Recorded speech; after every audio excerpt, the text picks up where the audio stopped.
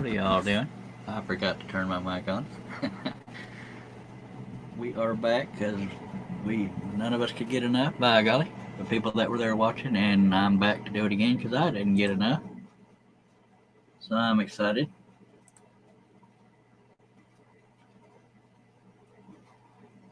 And we are going to roll right back into this one, but per the usual, you will hear me repeat things that I have said in other live streams because not everybody catches everyone and not everybody catches it from the beginning. So there is that. Herb Hooper says over on YouTube, coffee in hand, got to sit back and watch the master. Well, I appreciate you, sir. I appreciate it. Again, y'all will hear me repeat things I've said in past live streams because not everybody catches them from the beginning and they don't want to watch the whole thing, and I get it. But I already did get a few questions asking what program I use. I do use Paint Shop Pro 4. It is no longer made, but I only use that for cleaning up and coloring in. I make all my patterns on paper with an actual physical ink pen. This is not a digital pen. It's just a regular everyday pen. Golly, the magic is in the mind and the hands. And it doesn't happen overnight. It takes a lot of practice, and not all of my patterns turn out good. So there's that. But any questions y'all have during the process, I don't mind repeating myself because not everybody's going to be here from the beginning to the end and doesn't watch every video. So again, it's done on paper, and I never have it ready to start drawing because I want everybody to see every step of every process, and that's why you just see the paper sitting here. And so we will proceed from there. And some of this will involve screen sharing so y'all can see the process. And I'll probably go ahead and do that now so I can show you the picture we're working from as you can see it here, but I'll explain it. And here we are. I am a little tickled about this, although in some people's eyes this isn't much growth at all, but I'm excited to see this because this is telling me right here what I usually have. And that's a heck of an improvement, by golly. So I'm tickled about that. So there's that. And this is the photograph I initially found. Now, you may be wondering, why are you not doing the whole thing? Well, it's because I'm a detail freak. And if I were to try to do the whole thing, it would take more sheets of paper, which I could do. But it would take longer for y'all to watch and take longer for me to do, so I cropped it into this. And that's the same with this one, which will be a future live stream. This is already my second live stream of the day, and I started it 3 or 4 a.m. I don't remember what time it was, to be honest with you. But this particular Native American is named White Swan. He is a Crow Indian, and we cropped it so that we could get more detail in there. Now, the last pattern we just did looked like it had a bunch of pinstripes, and then this one looks like he has gel stripes. So it's like I'm picking real winners here. But we are cropping it, so we could probably get away with having those stripes in there, and I think it'll break up the detail just enough to add a little more detail. But if I did the whole thing, it would look funny. It looked like he was wearing a modern-day shirt.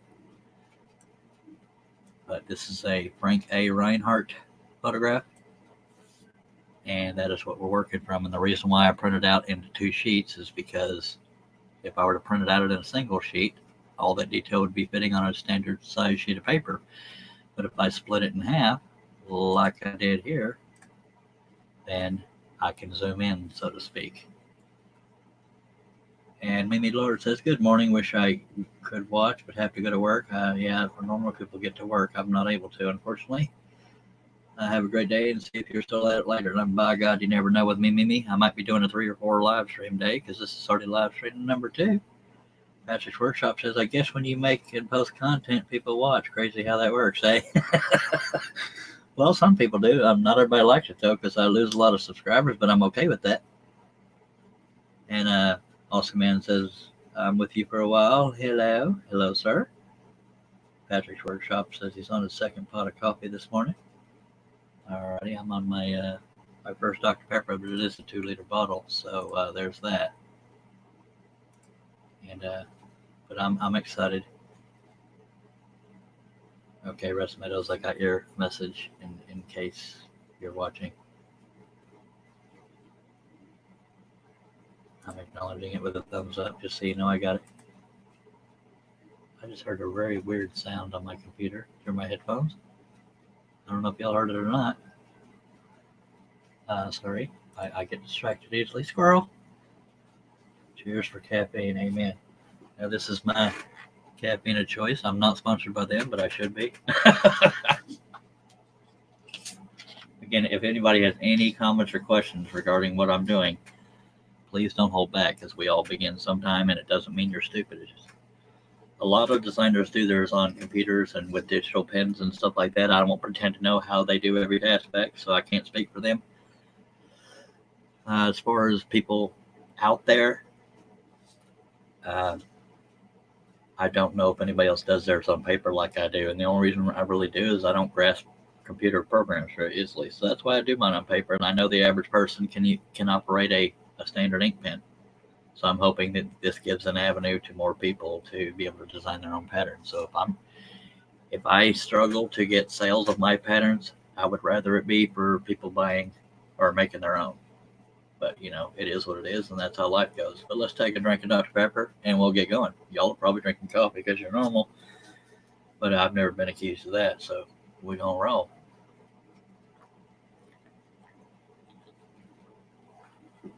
Now, you will see that if you've watched past live streams, sorry, I got to respond to a message because I'm friendly like that. And of course I got derailed again because that's how I roll. If you've watched past live streams where I'm working on a pattern in real time, I will be repeating myself because not everybody's here from the beginning and sits through all the hours and minutes of me babbling. But so to start that off, I start with a sheet of a piece of glass. And the reason why I use a sheet of glass is because I want to make sure that when I'm using my pen, I'm not getting the texture of anything that could be under the sheet of paper or anything like that. So unless I have really weird glass, then we know it's going to be completely flat and clean. And we'll get a smooth surface. I don't want to blind y'all, so I'm going to put the picture back down. And I printed out onto 2 sheets, sometimes more. One of the Kobe Bryant designs I did, it was 3 sheets of paper. But what I will do is we will tape down this first one onto a clean sheet of paper, which I'm about to get here. And then we'll cut this white part off of this one and butt it up against there so we'll know where lines might continue. I don't really like it when it cuts off right through the middle of the face, but it is what it is. Worst problems to have. So let me cut off the white of that one. And then we'll get a clean sheet of paper and get rolling, because it would be kind of stupid to do it on a dirty sheet, wouldn't it?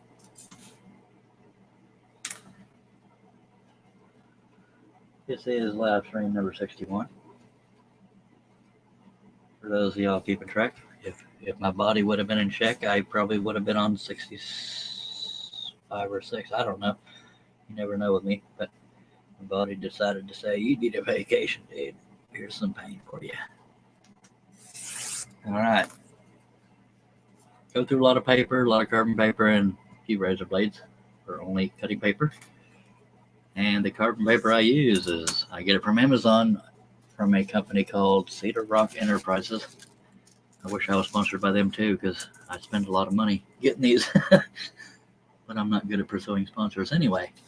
So we have this, but we need that clean sheet of paper first. So let me grab one, if I can find where I had it. We'll get another one.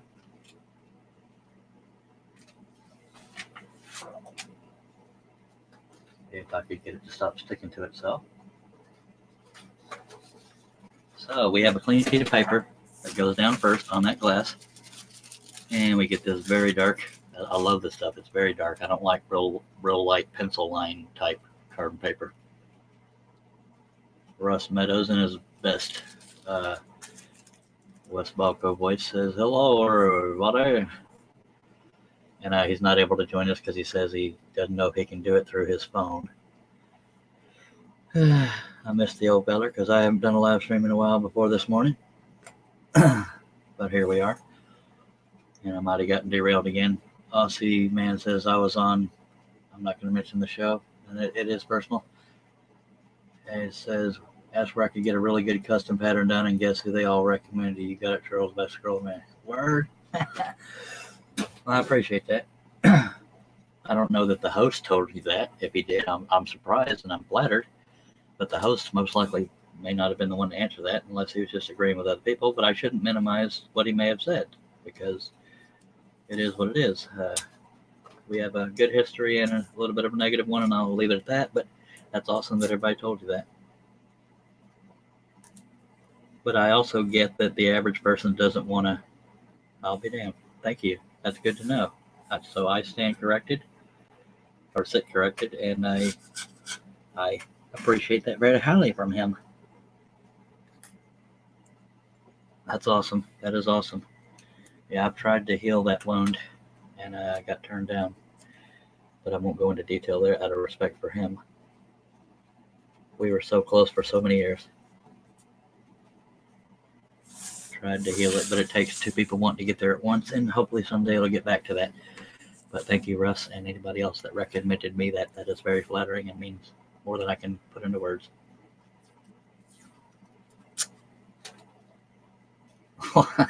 I'm pretty accurate there, Patrick. I said corrected. So I shouldn't have assumed that he didn't say anything because I thought he was still bitter towards me, and I shouldn't have done that. That was assuming on my part. It was disrespectful and tactless on my part to go there, so I apologize publicly. And it's very nice to know that he said that. That was pretty cool. We got some dang good memories there. Dagnabbit. It's for the most part in the past, Bill. It's just needs to be healed, but it has to be healed when both people are ready. I've been ready for a while, but it takes two, and I can't tell anybody what pace they need to move at. But life's too short to let things get to you too long. So, thank you very much, Rush Clarity. If you ever hear this, I appreciate that you recommended me as well as anybody else that may have. And I'm going to keep bumping the camera because it's right above my head. Patrick's Workshop says, so bringing the show back on the track. We never derail here. This carbon paper, can you use it for more than one pattern? You can, but I don't, and I'll tell you why. Okay. When part of the computer process, I got to put this at an angle so it doesn't reflect too much light. This was the second half of the last pattern we did. Now, in order to have less cleanup to do when I'm scanning it into the computer to clean it up and color it in for a public display, if I use the used sheet, everywhere that the carbon paper has been rubbed off, it will have a skip in the line, and that's more cleanup. So that's why I use brand new carbon paper for each pattern. But I do keep all the used ones so I can trace onto wood because it's okay if we have. So it's okay if we have the used carbon paper for that. And Tim Carp says, good morning, sir. Glad you're doing better. Well, thank you, sir. I appreciate it. And I'm glad to be doing better. It's always fun to be out here instead of laying in bed whining and moaning. And I'm going to keep bumping that camera because it's right above my head, but I want y'all to be able to see everything. And I feel like a total idiot for the negativity I started to bring, but it's time to heal. It's time to move on. But if you ever see this, I would like things back to be the way they were because we got a lot of good times there. Okay, we want to put something heavy on here so it doesn't move, or something with some kind of weight to it. And the only thing I got near me is a clamp. It has nothing to do with pattern making. Oh, I see, says the blind man. And we're going to tape this down to some. It might be obvious, but The reason why we're taping this down is once we start tracing, we do not want this piece to move because that will make us say funny words.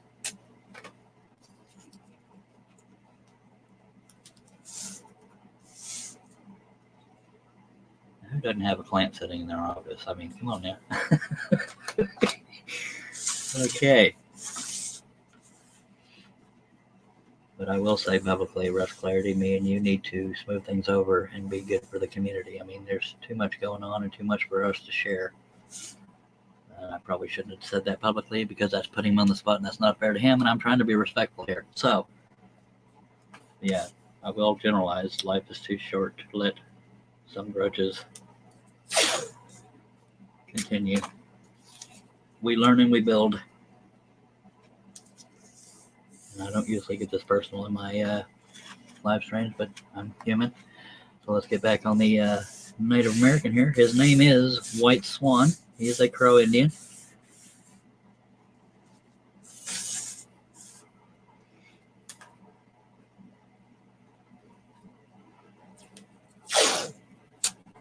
I know I could get away with only taping two sides down, but it doesn't hurt to keep it completely flat. Now this might be a pain in the butt part for some people, but I have fun doing it this way. I've been doing it this way. I know I started scrolling in 1997, but I don't remember right when I started doing patterns. I just know I've always been into detail, and when I started scrolling, I thought, man, there is not enough detail out there. So, man, if you could see some of my earlier patterns, you'd probably be laughing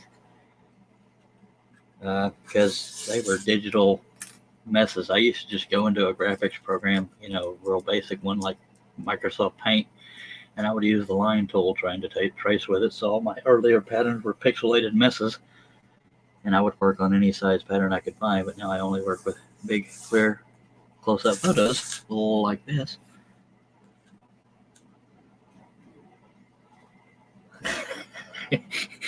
Patrick's just being a goober. Yeah, that is a funny word. Anywho, dang it, you're derailing me, Patrick. It might be because I'm half asleep, but I'm okay. We're good. If anybody has any questions, please throw them out there. It doesn't matter if it's off topic or anything. If it's family friendly, I will respond to it. I really got my mind on the other topic I brought up. I really wish we could heal that. Anyway,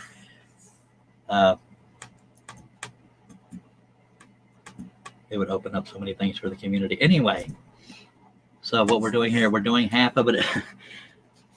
I know I never derail. That's weird. Anyway, the reason why we cut off that white strip that was on the top is because we want to be able to butt it up against this other one. Although we're only tracing the upper half right now, it lets us know what goes from the top to the bottom. In some areas, obviously darkness doesn't matter, but I want to line up everything so that when I do that second half, it'll line up. Because if there was like a piece of detail that stopped right at that line, then I wouldn't need to continue it. But I wouldn't know it stopped right at that line unless I had this butted up against it, and that's where we're going to do that. But I'm doing that little bitty white space in there so that y'all can see and I can see at a quick glance where the first sheet stops, and that's when I stop tracing. I don't know why I put that there.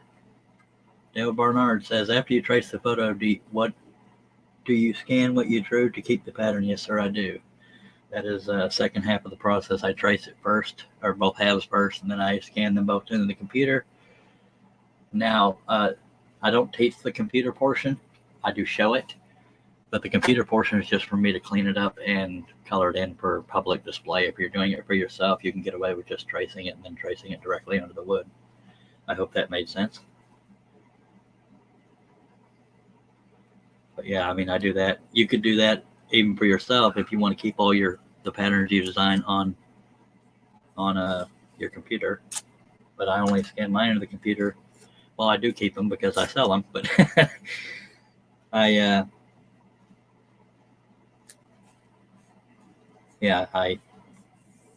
have to scan them in order to do the cleaning up part, because I could color them in with a pencil, but that would take way too long.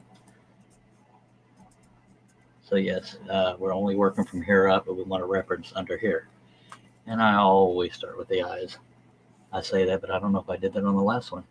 And I'm glad that helped, Dale. By the way, there are people watching on Facebook and YouTube. Facebook has 4 viewers, YouTube has 7, and the reason why I always bring that up is because when I'm reading Facebook comments, you can't see them on YouTube, and when I'm reading them from YouTube, you can't see them on Facebook. But I will say that the video quality is usually better on YouTube, and the chat is usually most active on YouTube if you're into that socializing aspect. And if you do go to YouTube, I hope you'll consider subscribing and clicking on that bell, because Daddy needs new shoes. Just kidding. Now, when I do these videos, I try to teach. I don't know how good I am at teaching it, but I try to give every thought process I have and why I'm having it. And when I change my mind, it's in real time. And that is my attempt at teaching, is I'm very thorough in every thought I have. Even when I'm sitting still like this, and if I wasn't talking, you'll be sitting there wondering why I wasn't moving and I was being quiet. That's why I talk a lot. Because anytime during this video or any other live stream pattern video, if you see me sit still, it's me thinking where I want to go next or how I want to treat a piece of detail, blah, blah, blah, blah.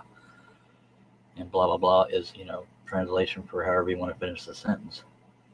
So right off the bat, we know that there's light shining in the eyes, which obviously is going to make it look more realistic, but it's not technically touching anything else light. So we have to kind of invent a bridge to the rest of there. And so there's that. So the first thing I'm going to do is decide where I want to connect that light. It'd be easy. I'm probably just going to do it right there on the left, because really the only whites you can see, let's say on this side, it's on the left, but there's some of these things I don't know how well they show up on camera. Up there where y'all are, there's a little bit of white showing in the eyes right over here, so I'm going to connect both of them to the left side. And you can probably barely see the whites in the eyes there, but it is there. So I'm going to start with the eyes. Alrighty then, it only took me 22 minutes, but that's about how long it took me in the last video, because I explain every part of the process I'm telling you. So y'all don't have hold back if y'all have any questions or comments. I'm going to start with the light in the eye. And sometimes, depending on the light source, the shape of the light in one eye can be different from the other, but this looks to be the same shape. And it's not real mandatory, but as many times as you can stick to the source photo, the better. I'm trying to find the other side of where that light is shining in the eye. He's got pretty dark eyes. Every now and then.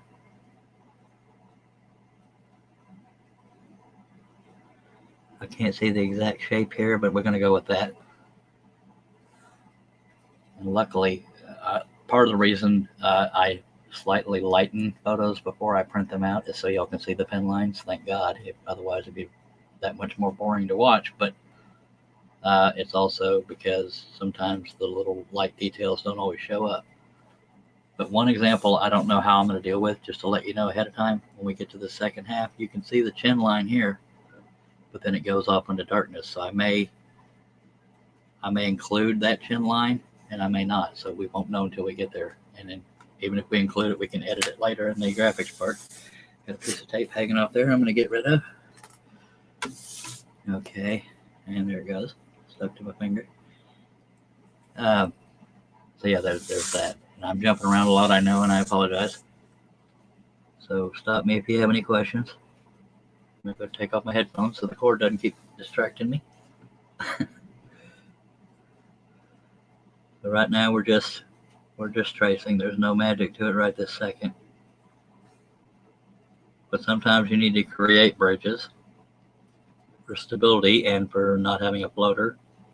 Sometimes I do have intentional floaters in my designs, but they will always be written somewhere on the design that it's an intentional floater. And sometimes that is for realism. Now, if it's a light in the eye and you just don't have a way of reasonably attaching that to something outside, you can use a dot of white paint on a black backer or whatever color your backer is. Use a dot of white paint in the same area on both eyes, and there's your detail for the eyes. But other times, if you get a pattern of mine that says that there's an intentional floater, whether it be light in the eyes or a tongue in an open wide mouth or stars on a flag, whatever the case may be, it will say Floaters are intentional, save the waste area around it to aid in placement on gluing to the backer. Now we have a big old cluster of shadow here, but we still want some things are showing up better on the camera than they are to the naked eye. Because I was trying to figure out how I was going to transition that eyelid into the shadow, but then I can see on camera that you can kind of see the eyelid right there. So we go ahead and trace this thing, then we'll come back to that eye. I do jump around a lot. There's not much of the white showing over here, but we're going to attach it. I'm trying to do this where I'm not covering it up. This one's probably going to be a little bit more brittle because I'm trying to stay true to the photograph, but still make a bridge. Because not every photograph you have is going to have stuff that makes it easy to attach from one light area to another. And with scroll saw patterns, sometimes you're dealing with shadows, sometimes you're dealing with dark colors. And on the eyes, you're dealing with dark colors and shadows, so it is a combination.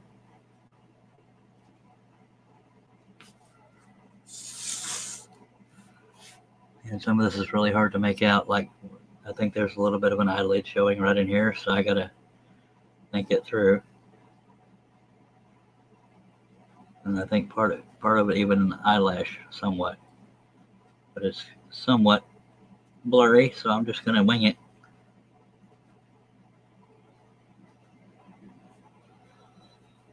I don't know what we want. I want to include the eyelid in there, but I'm trying to figure out which way to bring the wrinkle from and then not have it on the other side, if that makes any sense. Let me think it through.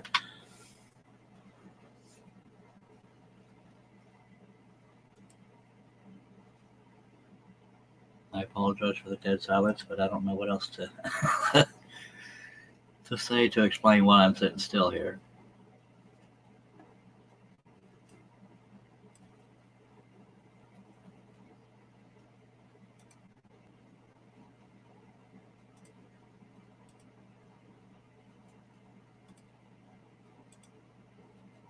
You know, it might seem obvious what I should do, but it can make or break the pattern when it comes to making it look like it.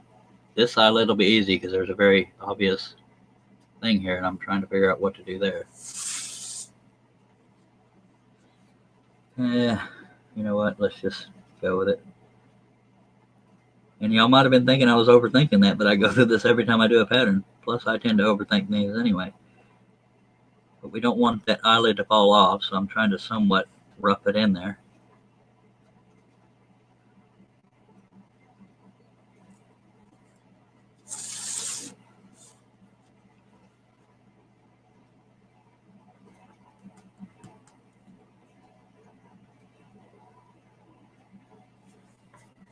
Now, looks like this shadow comes a little bit into there, and I was looking to see whether or not I could break that up or if I really needed to bring that shadow right into that eyelid. I could probably get away with not doing that, but a lot of the struggle of deciding what to keep and not keep is how true to the photograph you want to be.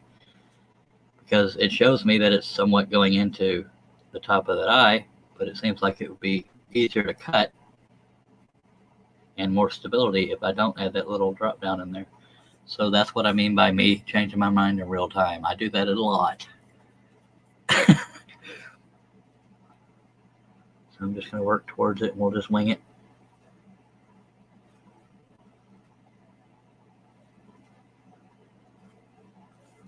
And the reason why staying true to the photograph is important is if you ever want to sell custom portraits, as close as you can make it to the source photograph, the better.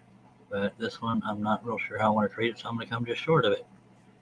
But may not end up liking any of it. Another drawback to this one, he doesn't have real prominent eyebrows. It's almost like they're shaved off. It looks like there might be a scar in that one, but we're going to stay true to the photograph, but there's nothing else showing over here. There's a little bit of a line here, but I don't know if it's prominent enough to keep, but we'll go ahead and throw one in there. Make it just a small piece of detail. And it may totally ruin the thing, but by God, it's there, so we're going to go with it.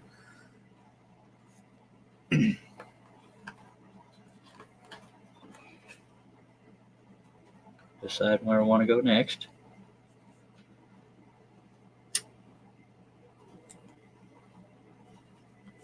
One thing that's hard for detail is if you have now this is not the case on this one, it just made me think of it. If you're working on a picture of an elderly person that has a whole bunch of wrinkles, that could be a brittle mess. But so I guess the best advice for that would be go with the most prominent wrinkles, because, and again, it's not necessarily having to do with this particular design, but if you chase every single wrinkle, it would just look like a whole bunch of cracks all over it. But if you have some wrinkles that are darker than others, then concentrate on those, and maybe someday I need to do an elderly person pattern since I've already brought that up. No pressure. Now, I could easily go from there over to there for that, I believe they call those crow's feet, or I could do it from there, but then we're getting a little bit of brittle, but I think it'd be better to go right here off of this eyelash. You know what I mean? Whatever this thing is, because we have a bridge here, and we want a bridge here to add stability, and we don't even have to attach it to that line. We could just go like this, you know, just come up close to it, right there. I mean, it gives you a suggestion of that crow's foot. Although it's a single wrinkle, I don't know if it'd be called a crow's foot or not. So technically that eye is done, unless I come up with something else. Awesome Man says, my computer keeps dropping out. I'm going to have to miss this one. Sent you an email, Charles. Catch you on the next one. See you later, Bill. Appreciate you being here. And I did not sabotage your computer, I swear. I'm going to try to work on this other eye without covering everything up, but I don't know how much I can avoid that. Thank you for being here, Bill. You were here for the last one, so you get credit.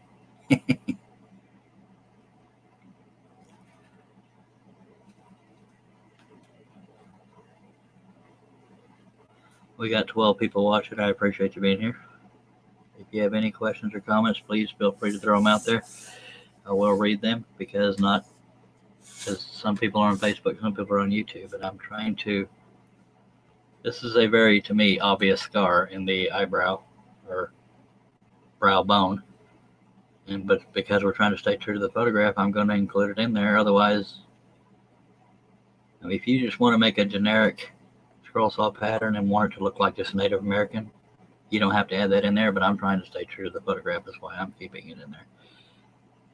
I say that now, but I may very well do a version of the scroll saw pattern that doesn't have that in there, but it's there, so let's use it.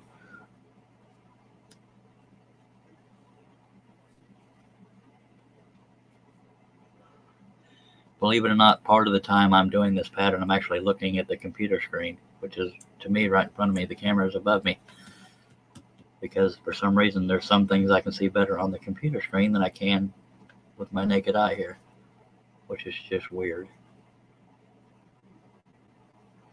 Like there's a little piece of shadow here that doesn't show up real well on the paper, but I'm just going to go ahead and edit because I can. And it's not very often that I have to resort to the computer screen to see detail. But it is weird that it shows up on camera, but not to my naked eye. What's up with that? I can't work in these conditions. Okay. Now this shadow goes all the way down here. Now you can see this is darker shadow than that, but that is shadow, so I want to add it, but I don't know if I want to attach it to that, because this shadow right here is the side of the nostril, or the top of the nostril, and that's the bridge of the nose, or the side of it. So I'm going to separate them just a bit, just to separate the shadows, so it's, you know, this looks like it could be a bump in his face. I'm going to go ahead and leave that out, just for the heck of it.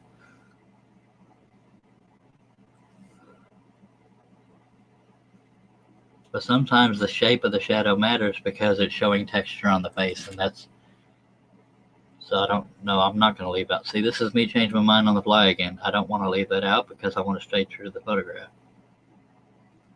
Now, on the last pattern I did, there was a couple weird looking things that I left out because they just looked weird. There was a weird loop in something.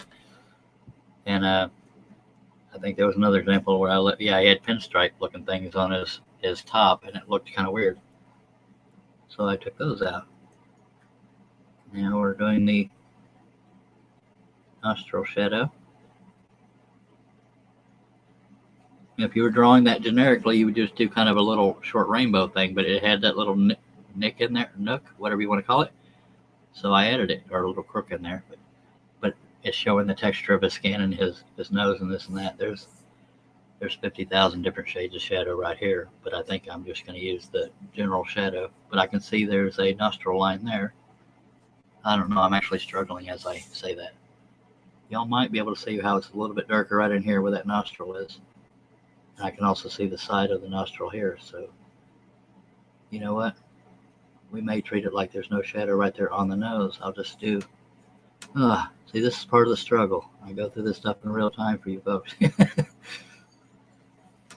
But I don't know how much shadow to add underneath because we're eliminating some of that shadow above. The struggle is real, my friends. Yeah, but I might be able to suggest that shadow. I'll play with that idea. That's something I may edit out of the final pattern. But I'm going to go ahead and trace that shadow that's there because it does give a hint to the shape of the nose.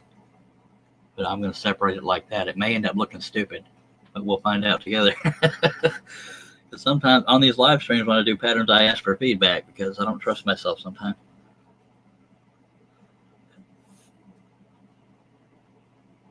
And I'm going to break up this shadow a little bit so this is not so brittle. I say that. I might change if I'm right. Mine in real time again. Because, yeah, I think we'll have enough holding on, so I could probably go ahead. But you can see there is somewhat of a break right there, but I don't think it'll hurt us to attach it the whole way. Again, it's not just a simple little rainbow line. There's a little bit of wiggle to it, but I'm stopping at this line because that's where the top sheet of paper is.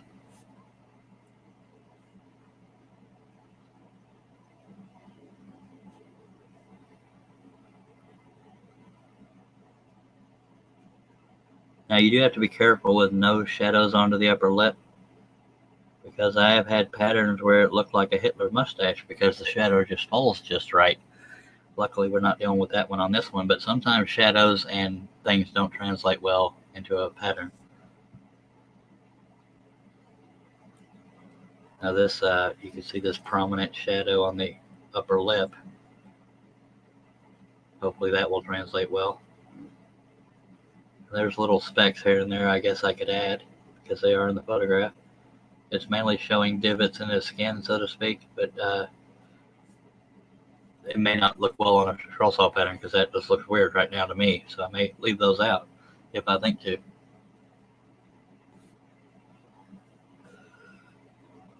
And although you can't really see much here, I'm going to make a line here to help suggest the shape of the nose. Most of what's showing is the shadow, but your eye will complete some of it, but it doesn't hurt to add a line to help the eye do that.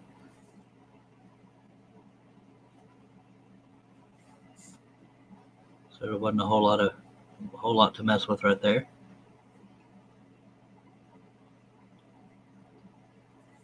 And that was a relatively smooth shadow, so I didn't have to do any kind of texturing with it.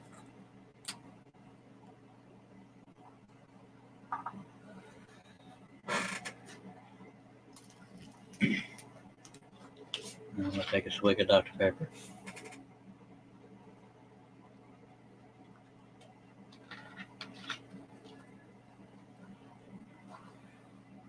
Okay, yeah, I don't know if I like those 3 specks.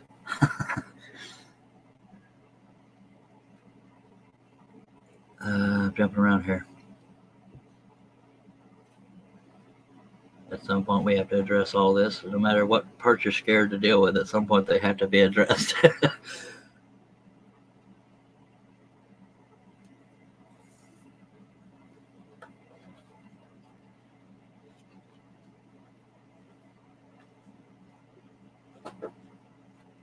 And forgive me while I think how I want to proceed on and where.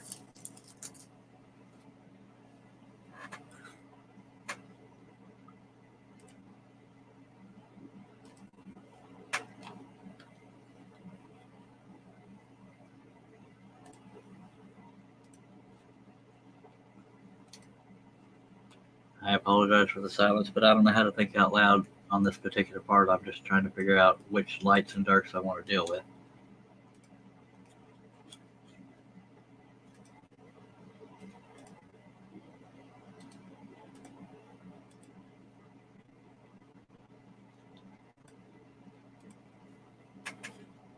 Well, that's frustrating as far as sharing it real time, but some things I just can't say out loud.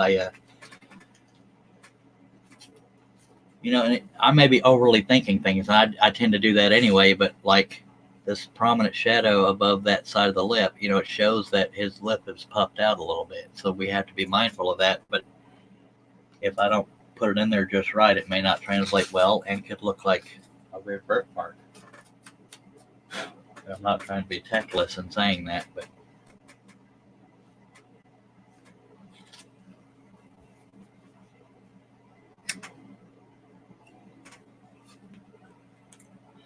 we take in mind any decisions we make, we can change when we're doing the computer process.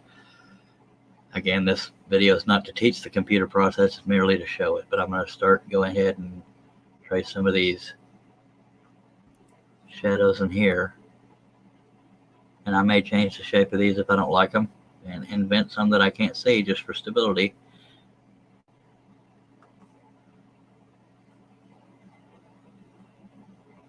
And I know there's a little bit going out this way, and then it gets a little bit lighter right here, so I'm deciding where I want to go. Oh, what the heck, let's just stay true to it. And again, we're going to stop where the paper stops because there's no need to go below there because this is the half we're working on. He almost has an Eskimo look to him. I haven't researched who he is. I just saw the name of him and recorded it. His name is White Swan.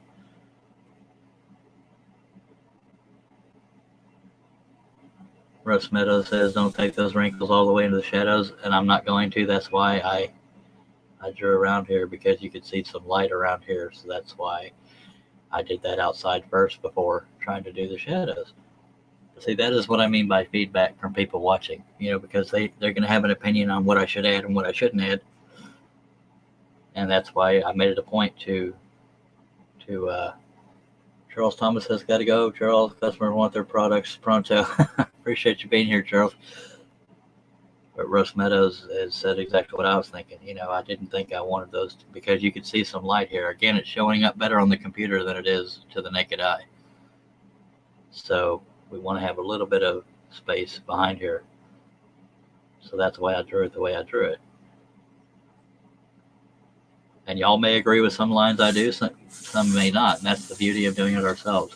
Well, I can't really hint at the wrinkles, Russ, because I'm drawing what I see. Because those it's hard to explain without sounding like I'm debating you.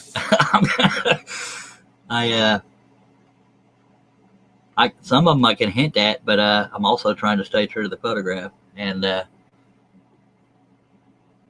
but the shadows are here, so I'm going to go with them. But I did see that there was light on the other side of it, so I'm going to, just like that, I'm going to stop it here because it doesn't go all the way into the shadows. So maybe we're talking about the same thing here by hinting at it.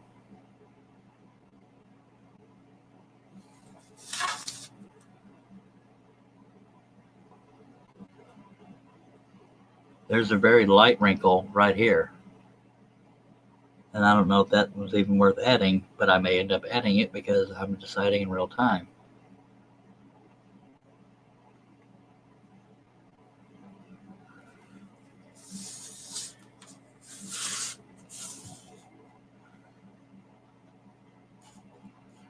And again, some of this may translate well into the pattern, some may not, but I feel like I need to add that little light wrinkle because it is there. Dang it. You can tell my confidence isn't real high on that, but we're not going to make it a big old thick wrinkle. We're just going to make it just enough to get one little pilot hole there. And that's that. But see, that added probably 10 years of age just by adding that one wrinkle, but we got a lot on this side, so I guess it works out. Oh, it's a fun struggle. Remind me how fun this struggle is if I start cussing under my breath. I'm kidding. Okay.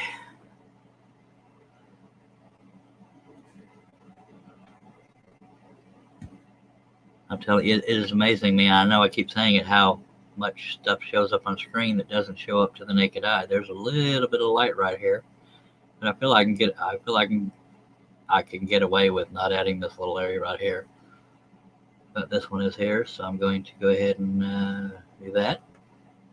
I can suggest that by going here.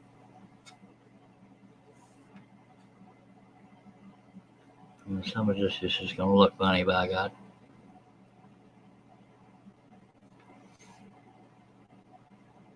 I'm halfway roughing this in because it's so hard to see.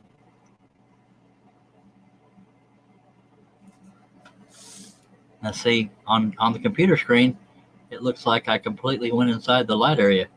But on the naked eye, dang it, I don't see that. So just bear with my little quirks. I'm more worried about the detail in the face than anywhere else, but I am also trying to stay true to the photograph. So that's the struggle. But except for these live streams, I don't generally do patterns where I'm looking at the computer screen how it looks on camera. I feel like I need to suggest a wrinkle here too.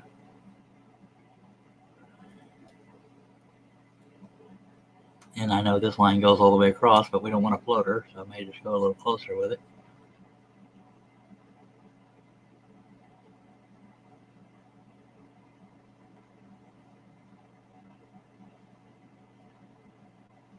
But not every pattern you work on is going to go smoothly. You can see in just a little bit I've done, I'm struggling with my decisions.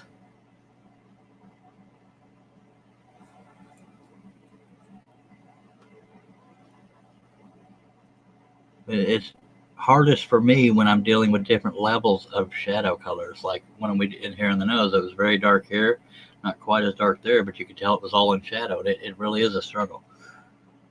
But I do it to myself.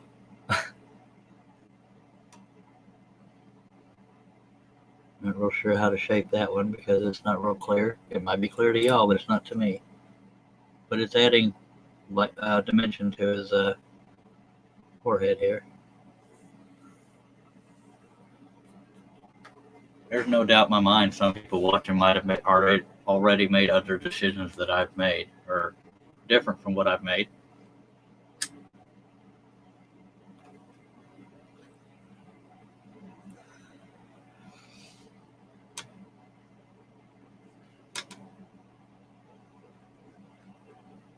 But I'm going to stop looking at the computer screen, at least for the pattern portion, because that's making me biased. I need to do the way I usually do it and not rely on what I can't see with the naked eye. So now I'm just adding a little somewhat insignificant detail, but it does show stuff beside his head or face, and it's adding dimension to it.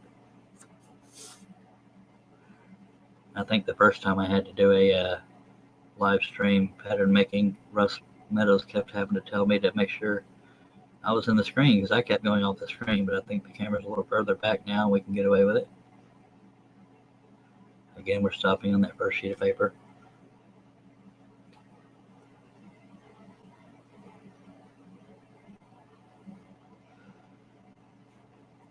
And if you're just joining, I get silent when I'm trying to think of where I want to go and how I want to go. Now we know that this upper lip is not a dark line, but it is a line and it suggests the shape of his lip, so we have to incorporate that, taking in mind what's going to be down here as well when we get to the second half. But I think we'll be okay. Just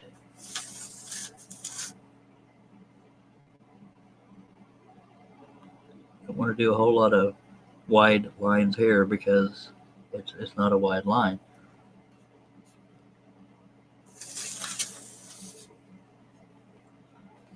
And this very noticeable shadow here, and it's not real smooth, so I'm just going to make it bumpy. It's giving you an idea that the texture of his skin.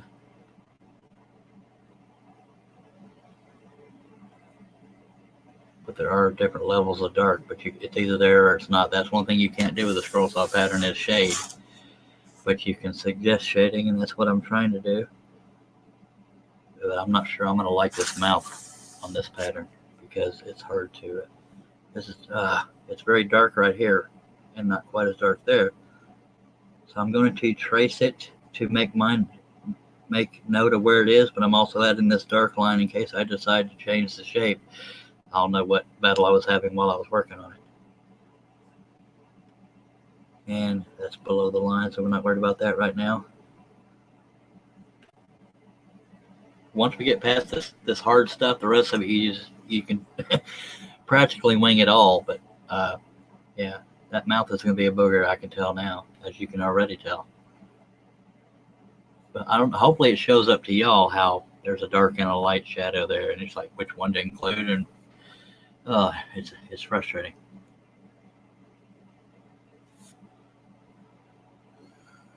But I think we'll be safe going ahead and moving on to, just the rest of the pattern. And this you can just tell this is frilly stuff, so there's no real shape to it. You don't have to be precise. I'm just suggesting that the frilliness, if that's not a word, we'll make it a word. Now, if you wanted to make it a simpler pattern, you don't have to add these jagged lines. I'm just choosing to, again, try to make it as true to the photograph as I can.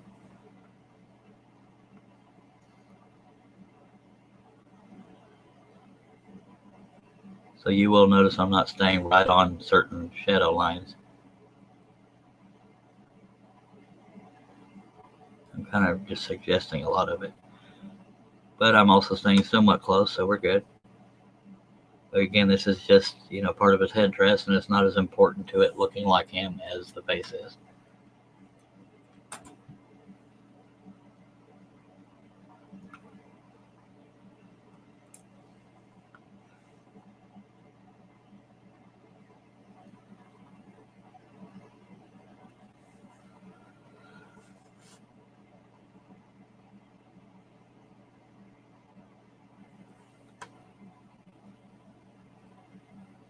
Yeah, I'm pretty confident with everything so far except for that mouth. That's going to be a pain in the butt.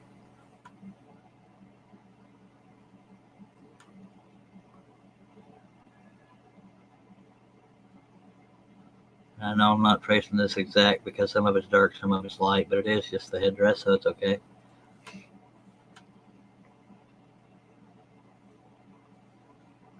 Now, I keep talking about staying true to the photograph, but some of it's just not real crystal clear, and I think we're okay making it up part of it.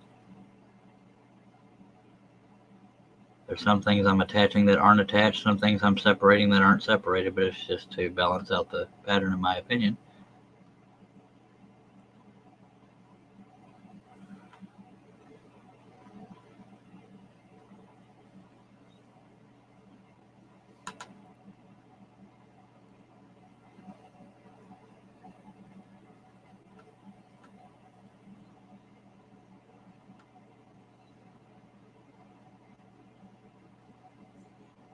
Being real rough in this area here, because I can tell there's some round stuff. I just can't tell what it is to try to work with it. There's a little bit of light stuff going in here I'm probably going to ignore, because if I can barely see it, then it doesn't really have to be there.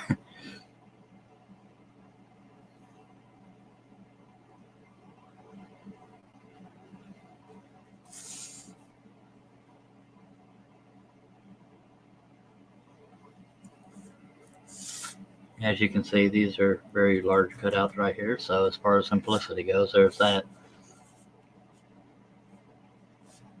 The last Native American I did on the earlier live stream today, a lot of decisions were easier, but this one I'm having a little more struggles when it comes to the shadows. Most definitely that mouth, and I'll keep talking about that because that's got me worried when we go to make it into a final scroll saw pattern. I may be wrestling with that mouth a lot, but I'm probably overthinking it. I could probably get away with just the way I first drew it. And I'm jumping around here, and when I do that, there's a risk of forgetting to trace something, but I'm just looking around and moving my pen to where I'm looking. As you can see, some of these shadows are very light compared to the other ones, but they're there and you can't shade, so let's just do it.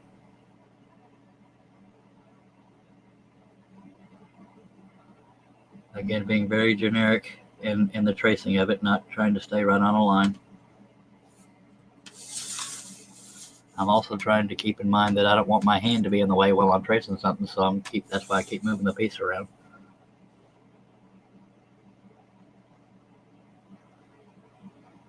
Russ Meadows, have you been to sleep yet? Or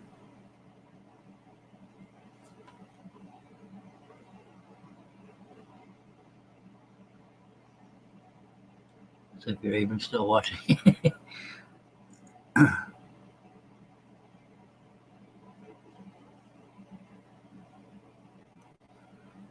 I don't remember what time I started my last live stream. It may have been 2 or 3 in the morning, somewhere in there. I don't remember. Maybe even been 1 something in the morning. But it's 6:36 a.m. here. We'll be daylight before, probably within about an hour. But I think a lot of y'all will understand why I don't have to stay right on the line on some of this detail, because it's not real clear regardless, but it's also just suggesting the texture. Depends on how true to a photograph you want to do. If you're doing it for somebody else, that's when it's more important, and you want to get feedback from the customer if it looks like they want it to look. Now, most people probably aren't going to care about staying exact on stuff like the frilly stuff and the feathers here, or whatever material this is. So when you're doing a custom portrait, you want to be more mindful of staying true to the photo you're working from, and the feedback of the customer is pretty crucial for that. Russ Meadows says he hadn't been asleep yet. Yeah, I slept a lot of yesterday. That's why I started so early on this live stream, or the one before this. Now, just for feedback's sake, since I know you're watching, Russ, have I made any detailed decisions that you wouldn't have made? This is me just getting feedback from a viewer. So I'll change my mind 50 times. If y'all watch these things before, you know I will. Like right now, I could probably draw a line from there and there and eliminate that little bridge. I'm not even sure if it looks right.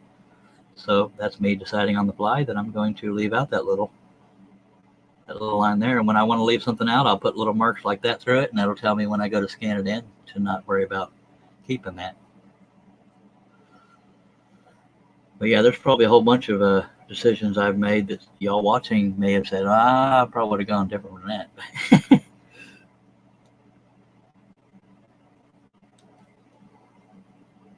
I am a big fan of doing patterns where there's no background. When I say no background, that means literally you'd be cutting out that part of the pattern. On the last design I did on the last live stream, I struggled because it had light and dark background, and it ended up looking better taking the background completely out. And Russ Meadows says nope, so I guess he's content with what I've done. Tim Kerp says still learning how to do all. Looks good here. Thank you, sir. Watching over on YouTube. Speaking of YouTube, I need to check and make sure they're not holding me for a review, because they love to do that. But I did gain 2 subscribers, so I'm thankful for that. Usually I lose 3 to 5 subscribers per live stream, but we're good. We're good.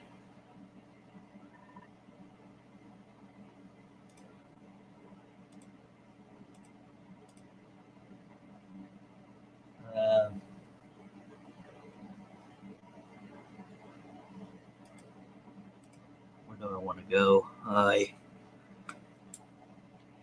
There really isn't much struggle anymore. The struggle is that mouth, and I'm going to keep saying that, but we have lights and darks here. But if I just did a whole big, now for people that like simpler patterns, man, I could just be doing all kinds of gigantic cutouts right in here. But there's lights and darks, and me being a stickler for detail is why I'm struggling so much.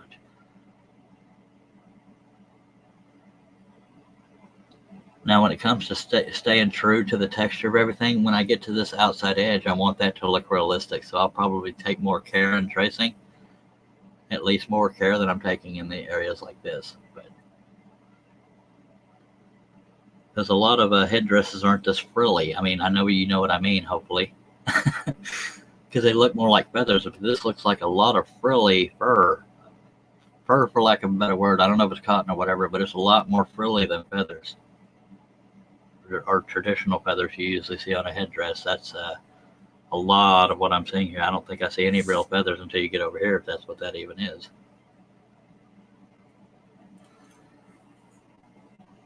So I'm just going to start going. It would help if the pen would make ink. And I'm just going to do some generic stuff here because I don't want all one cut out because I'm weird like that.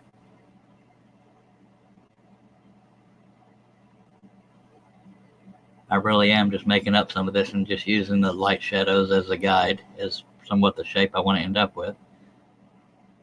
But it's really just breaking up the detail a little bit. So there's almost no method to my madness on this particular area.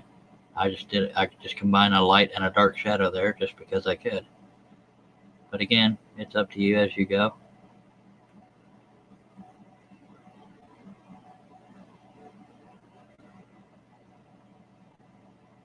Now the appeal to this video could be the fact that I'm working on a scroll saw pattern in real time, or it could be because you're into Native Americans. This happens to be one of my favorite themes to work from, but I'm not limited to that.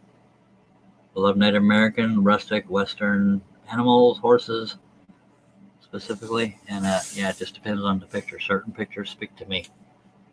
You don't hear the voices? The last pattern I did, I couldn't wait to get done because it was it had a lot of good distinct detail. This one is a little bit fuzzy, literally and figuratively.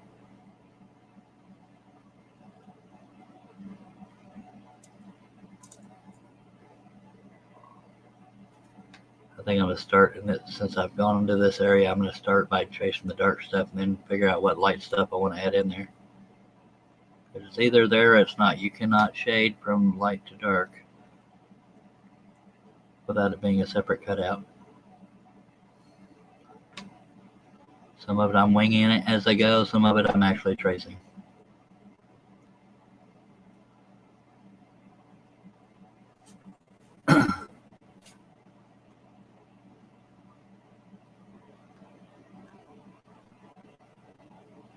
I'm not usually having to be mindful of where my hand is when I'm working on a pattern. That's why you keep seeing me put my hand out of the way.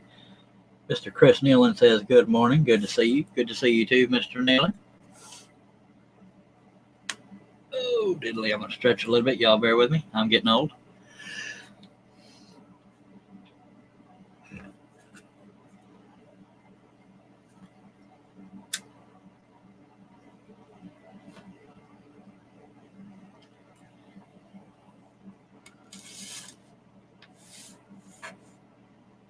Yeah, usually when I'm not filming myself doing this stuff, I'm just going at it. But I want to be mindful of where my sorry, I want to be mindful of where my hand is so y'all can see the lines I'm doing. Although in this particular area, it's not real important, but it might be to y'all. And I'm adding bridges that aren't there, and I'm adding breaks that aren't there, just to break up the detail here.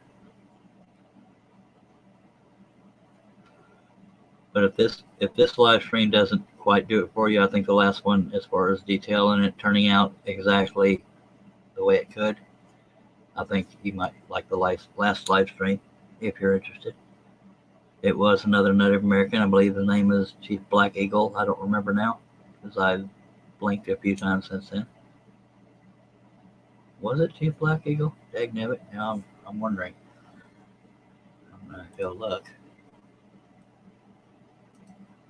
Yes, it was Chief Black Eagle. There. This guy's name is White Swan. He is a Crow Indian.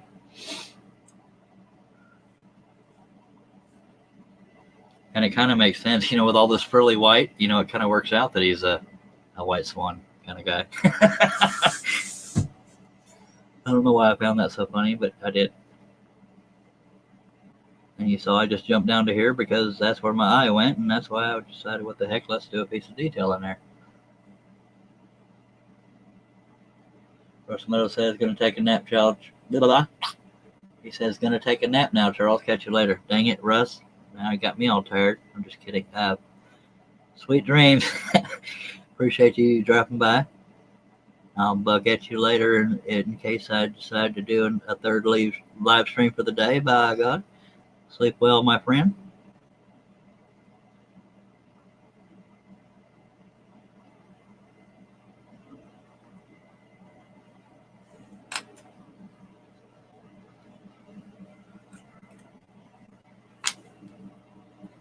See, me and Russ Meadows both have very off sleep schedules. That reminds me, I did not take my med. I'm not going to show that on camera in case YouTube has some issue with somebody taking their meds on camera. They are prescribed medicine. They are not some weird kind of thing. But I'm supposed to take it in the morning.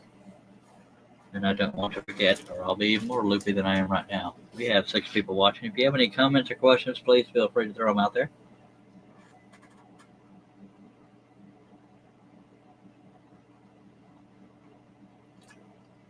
Okay, meds are taken. We're good. We get to live another day. That's always good.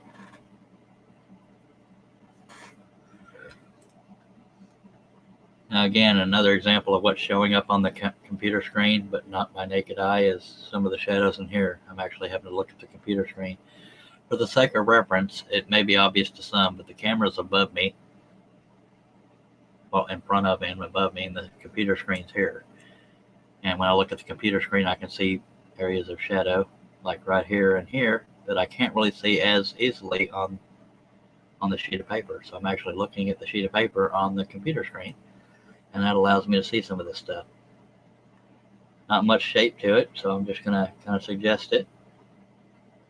But it is there, so we'll try to work with it. And I'm not getting the shape exact, so don't penalize me for that.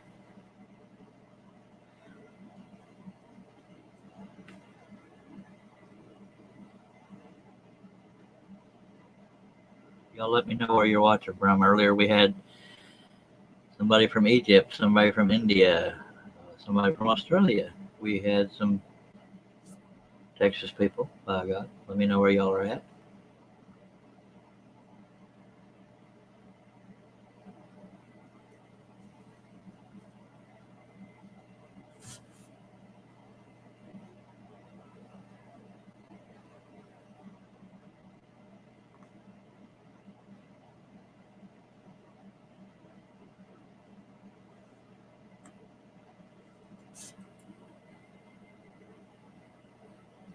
I know there's 70 y'all watching. Don't be shy. Tell me where you're at.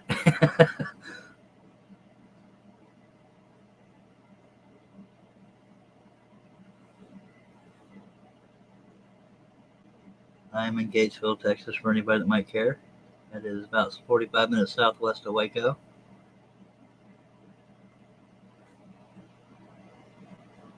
I'm not used to having to have my hand so far off to the side, but I'm trying not to block y'all's view.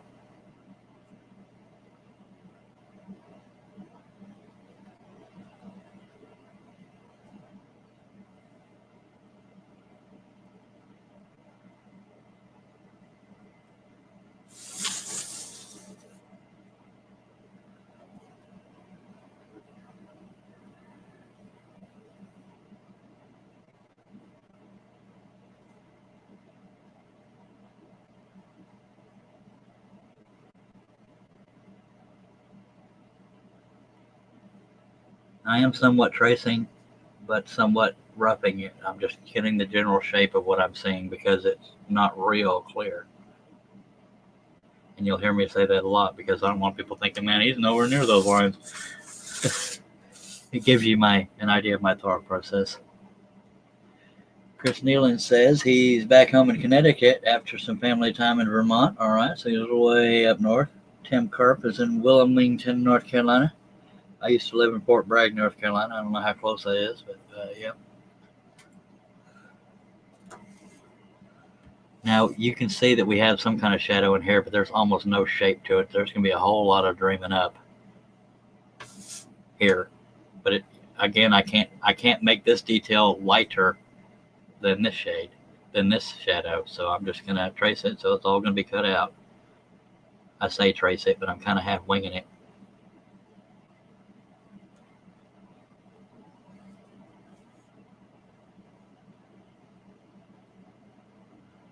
Totally making it up as I go. Being really sloppy with it, but that's okay.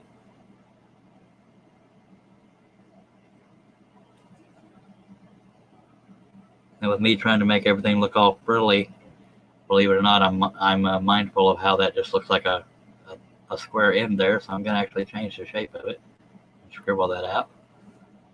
I didn't really change it much, did I? So Tim Carp says 90 minutes west. We're right on the coast. Yeah, so I remember living in Fort Bragg. Some of the, at least for a kid, some of the most awesome storms there. Loud thunder, dark skies, lightning. That's probably hurricane season, but man, I lived in Fort Bragg, North Carolina. That's probably the longest I ever lived anywhere before we settled back in Texas. I was there from before kindergarten through 4th grade, I believe. Chris Nealon have to be our responsible and go to work. Appreciate you, Chris. Thanks again for the other stuff, and I will get that to you as soon as I can, sir.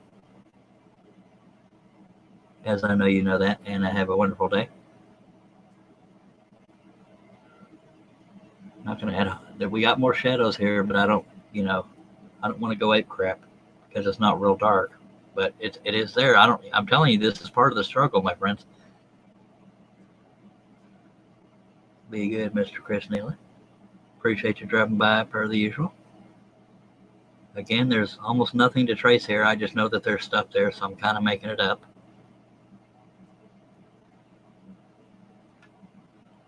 And I know y'all can see that too. Y'all can probably see, well, there's a shadow there, but there's not much shape to it.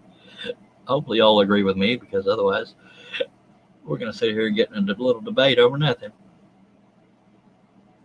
Okay, so I think we're done in that area. We got the same thing kind of going on in here. But my eyes went over here, so we'll go ahead and get that out of the way.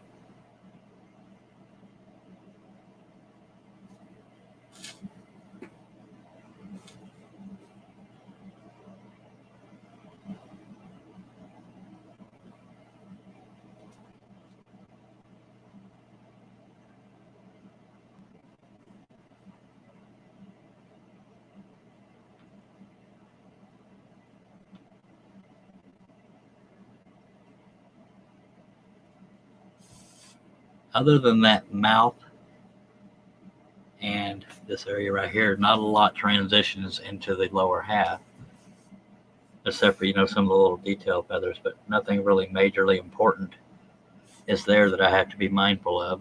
But I am being mindful of what's below it when I get down to that line where the two sheets of paper separate. But yeah, once you get done with the scary part, with the face, scary meaning it's the most important to get right. And there's that. Let's see, this is shadow in front of shadow. Some of it's light, some of it's dark, so I don't know how to trace it, the inside edge, which is what I'm doing right now. I'm just kind of roughing it. But, there was dark shadow there and light shadow there, but I wanted to suggest that it was back there. So there's that. Another example being what I'm working right now. We went from dark shadow to light shadow.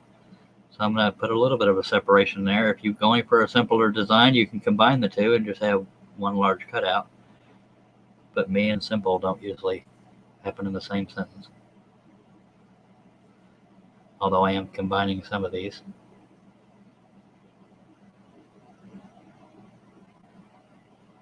Whoops. I kind of over detailed that one, so I'm just going to. I almost confused myself. So I'm going to scribble out these to let me know that those lines aren't needed. So this whole area will be cut out because I was jumping around too much.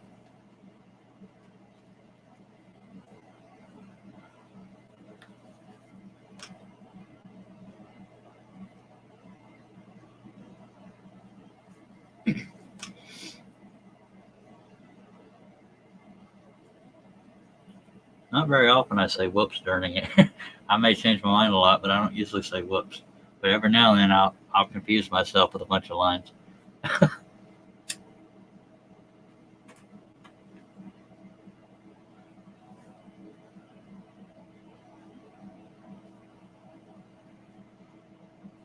I'm trying to stay in y'all's view, but I keep finding my hand. Now this is out in the middle of nowhere, so I may attach it over here. There's a little bit of a light in there. Not real important, but trying.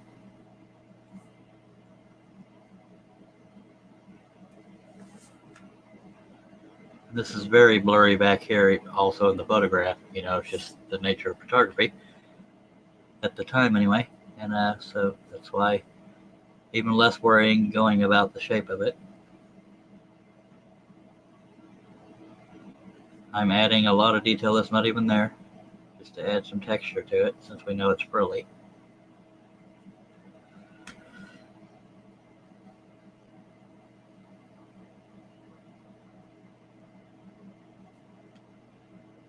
A little bit of a line there, and I can kind of tell it's going down there, so I'm just going to put that there.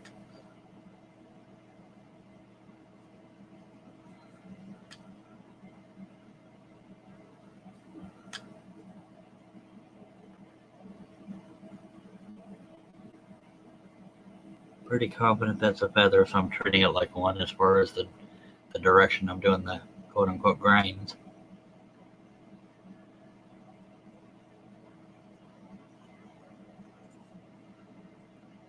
Again, some of the detail I'm making it up because it is so blurry.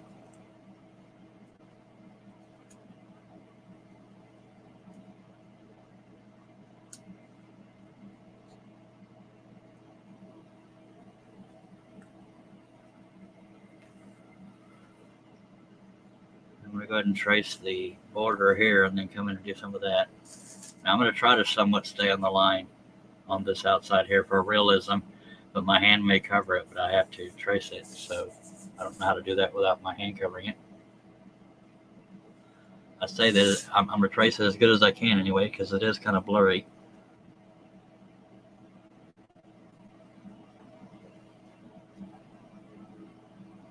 I know I didn't stay right on that line, but it just looked a little out of place, so I just went with it.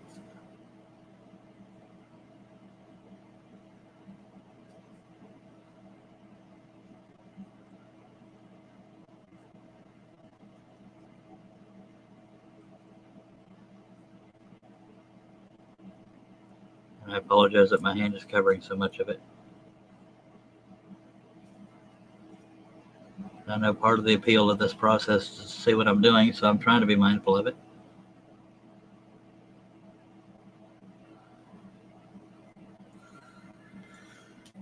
Okay. Get some of this other little detail in there, and then we'll be ready to move on to the lower half, which should go quicker. I say that, but that necklace is a little detailed, but not as much as you would think. It's mainly just a bunch of curved lines, and I'll explain that as we get there.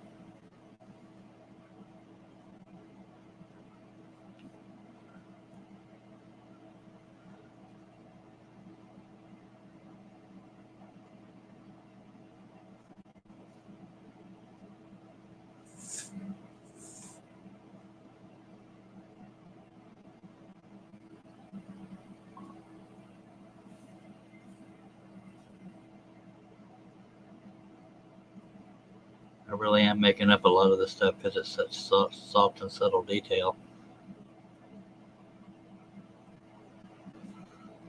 I'm probably overthinking it, which I tend to do.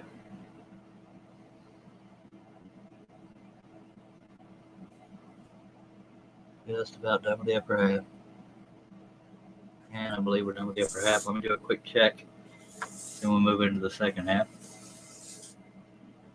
When I say I'm doing a quick check, I'm making sure there's no lines I forgot to trace, and there's a couple I guess I could add in here, because those do tie into the detail at the bottom half. But for the most part, I believe I am done with the upper half, and then we'll jump right into the lower half, same process.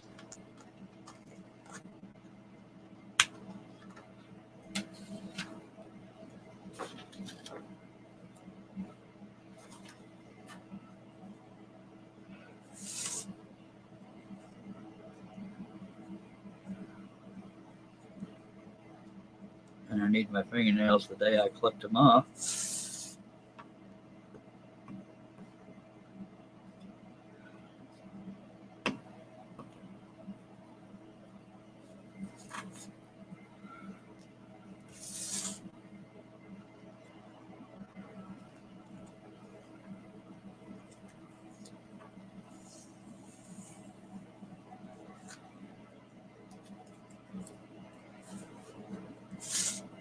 If anybody has any questions or comments of any kind, please feel free to throw them out there.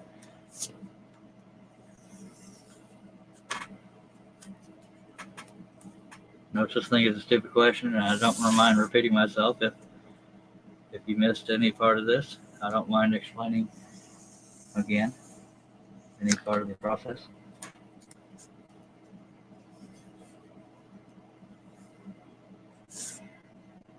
But we are not done. We still got the second half to do, and then we'll do the computer portion. I am not teaching the computer portion. I'm just explaining what I'm doing. The lessons, so to speak, are in the paper part, and those lessons being when I'm explaining why I'm doing what I'm doing and how I'm doing it.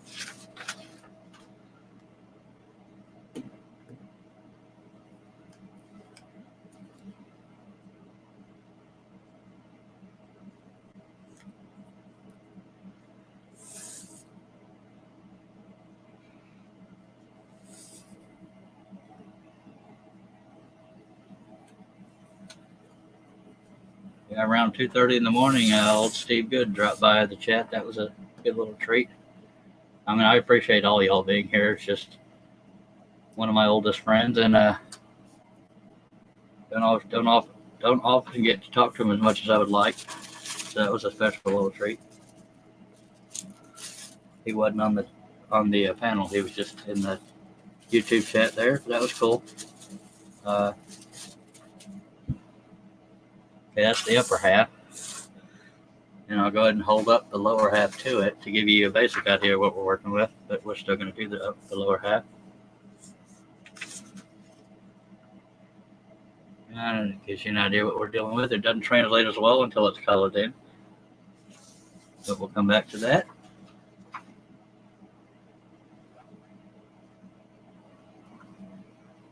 And what I'm going to do now is cut off the white off this part. That way I can butt it up against this one when we're drawing this half and know what lines we were working off of. If you don't keep that upper half, you're going to wonder, what line did I do down? What decision did I make over there? And I'll bump the camera just because I can.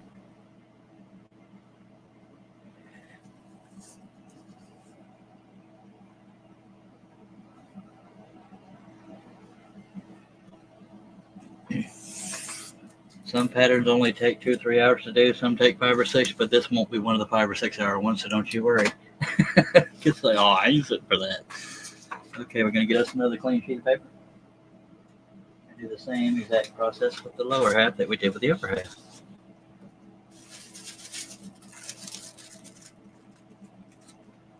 I'm going to do this a little bit quicker since I already explained in the first part of the video. So if anybody doesn't know what I'm doing right now and why I'm doing it, feel free to ask. I'll repeat myself. I don't mind.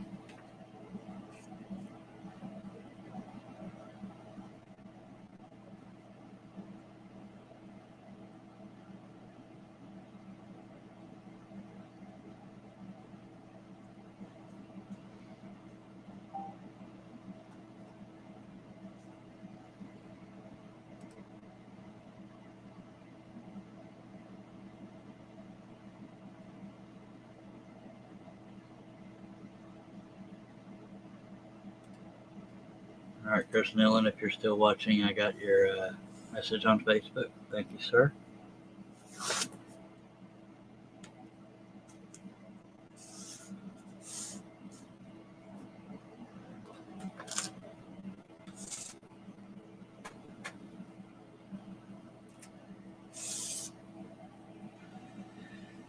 Tim Carp says, great train, Charles. Thanks. Warden is up now, so time to fix your breakfast. Have a great day. You too, sir. Appreciate you being here. The warden. It's funny how many husbands call their wives wardens. That's funny right there. Sad but funny. And accurate. I get it.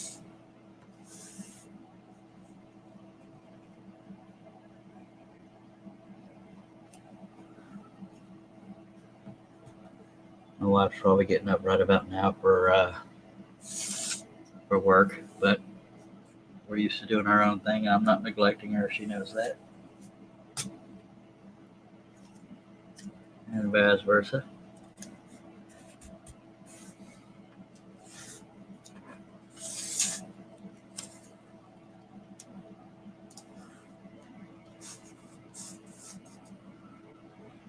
Okay, now we're going to add this here.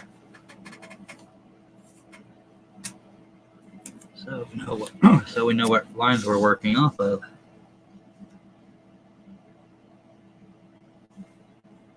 Because if I didn't add this upper half, I'll explain better visually as soon as I get this tape down.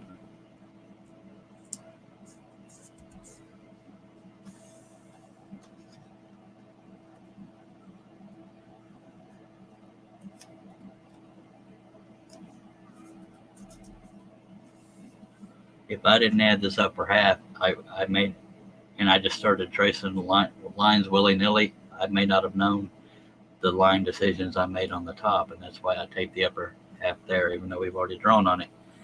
But I do cut off the excess, which I'm doing slightly off camera.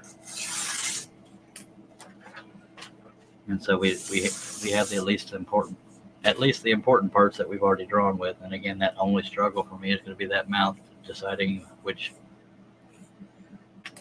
shadows to work with.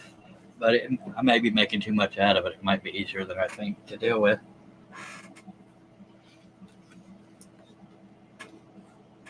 But I think for the most part, no matter how I do that mouth, we're going to get the shape pretty accurate, because I can probably go with that initial line I went with up here instead of that one inside there, because it's still going to show how full those lips are and their shadows once we get under here.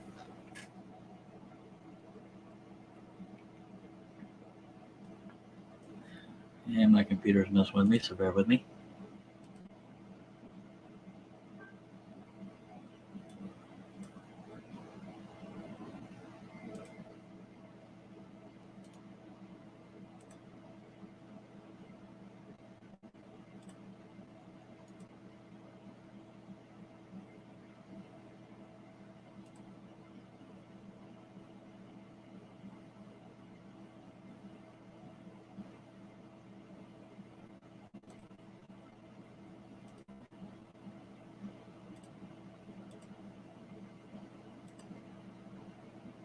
Sorry about that, folks.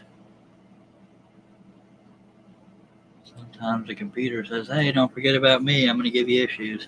Okay, so we're back. Okay.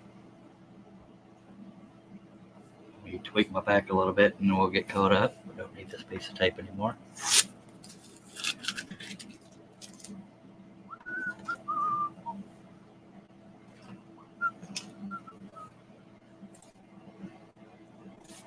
Okay, try not to overthink it, Charlie. Let's just get going again. Now, first areas I'm concentrating on is continuing the lines that I started on the upper half. So that's what I'm getting to first.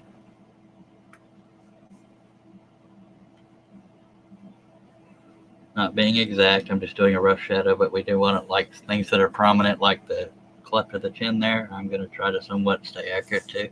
I didn't get the exact shape, but we can tell he has, I believe that's called a chin cleft. I don't know. And this is another area I got to be mindful of. I may include it, I may not. I'm going to draw it, but as far as the final pattern, I may eliminate that line right there, but it shows this jawline. It does show up in the photograph, but not real brightly, so we might be able to get away with eliminating it later. And then that scary mouth shadow. There's a divot there. You can tell there's a bump on her skin, but it's out in the middle of nothing, so I'm I'm just not even going to add it.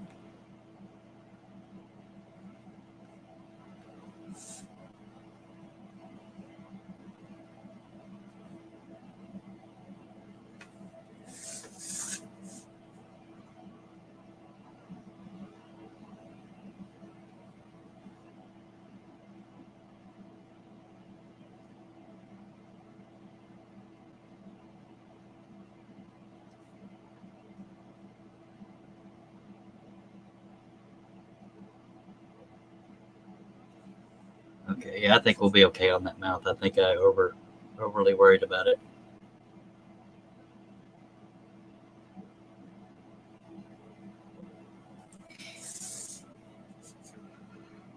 I think we're going to be all right. And we want to suggest, now we got a light shadow here and a dark shadow here, so I'm going to ignore some of that, but suggest the shape of it at some point in some way. As I'm saying that, I don't know exactly how I'll do that. But I feel like I got to somewhat suggest it by the shape of the shadow here, and I may totally butcher and leave this piece of detail that I just drew in there out because I don't know if it's going to translate well. But there's a little bit of a line here, and the rest of it, we can go a little quicker because it's not important detail yet. This is the shape of his cheek and chin, so we want to be careful on staying on that line. Now we can go a little willy-nilly because it's just fuzzy stuff. That's the official term. Chief White Swan has fuzzy stuff. And I think that's coming from behind there, so I'm going to suggest that with a little bit of shadow there.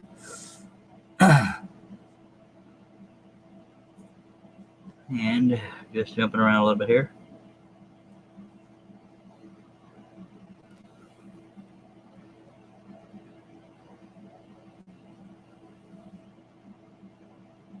A lot of sloppy tracing here because it's not important detail, but we are trying to stay true to the photograph, but it's not crystal clear, so that's why I'm calling it sloppy. I'm just getting the basic same shapes that are in there.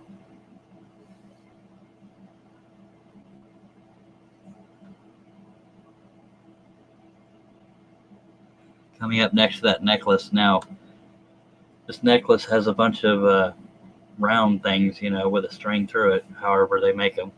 So I want to suggest that when I get to the necklace, so that's going to be a little bit more careful tracing. But yeah, that'll be a pain in the butt part of this design. But it is necessary if you want to stay true to the photograph. But I'm putting that off because I know that's going to take me a little bit, so I'm doing this other sloppy stuff first. But this has to be done at some point, but I'll probably do this area last. I say that, but watch me change my mind while we're doing this live stream. Just jumping around now, since we know this is a feather. That's why I'm being mindful of the shape of it.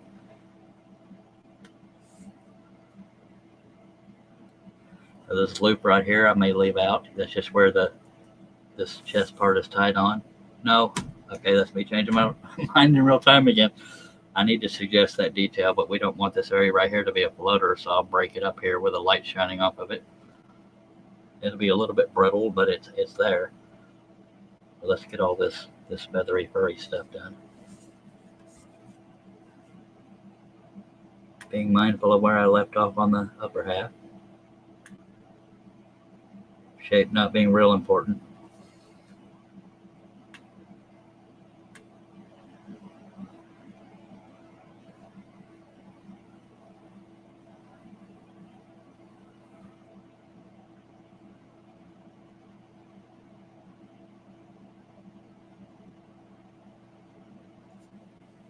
I'm probably going to edit that out because that was me tracing pretty sloppy. But we can tell this is somewhat of a curved feather here, so I'm going to just suggest that edge there. Dave Gatt says, can't stay, but stop by to leave a thumbs up. Scroll on, baby. Appreciate you, Dave. Dave, it's only 7:15 a.m., and this is already my second live stream. By God, I got up early. Because I knew you'd be here with bells on, and you can't even stay. I appreciate it. Appreciate you stopping by, Mr. Dave Gatt. Dave Gatton knows I'm looking past my health to catch up on the fun stuff, but I'm doing okay, Dave. No, I'm not putting myself at risk that I'm aware of.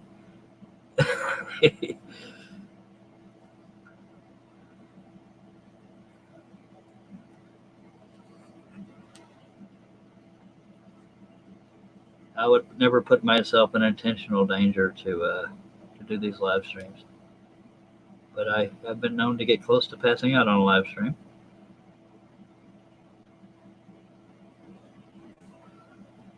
Because apparently I don't get enough attention, so I have to have some kind of medical crap.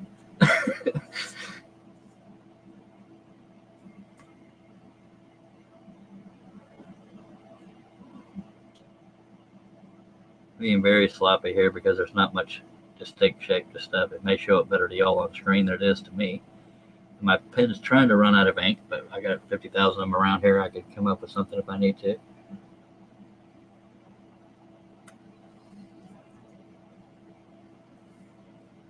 Appreciate you driving by, Mr. Dave Gatton.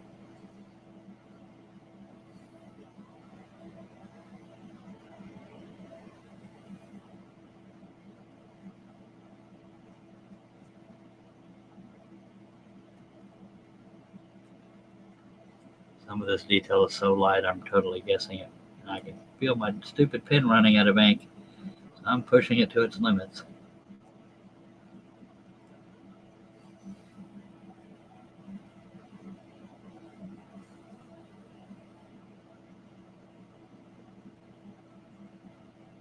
I'm totally making up a lot of this detail. And I'm going to keep saying that because I keep doing it, so that's why. But when I do stuff quick and sloppy like this, it gets the live stream done quicker. I'm running out of ink. Let me find another pen. That one's history. All right, got us another one. God, don't you worry. And hopefully this one will hold out on me, or hold out for me. You know what I mean.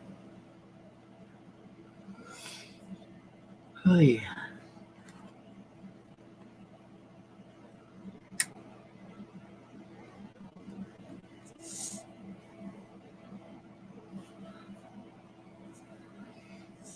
A little bit of a messy cluster going on here, but it's there, so we got to trace it. Let's just do it and stop thinking about it.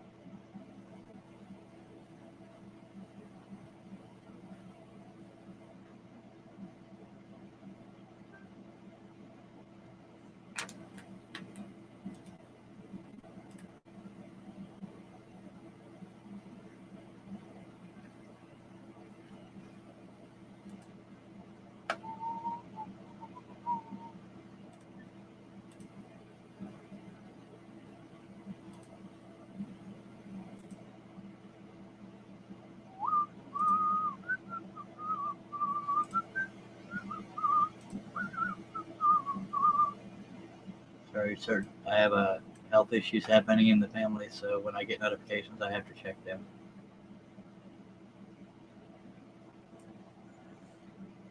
I don't usually look at things like that. Anywho, so there we are. I know that there's stripes on the shirt under here. So that's what some of this detail is. Although I think stripes look funny in this picture, but yeah, it is what it is.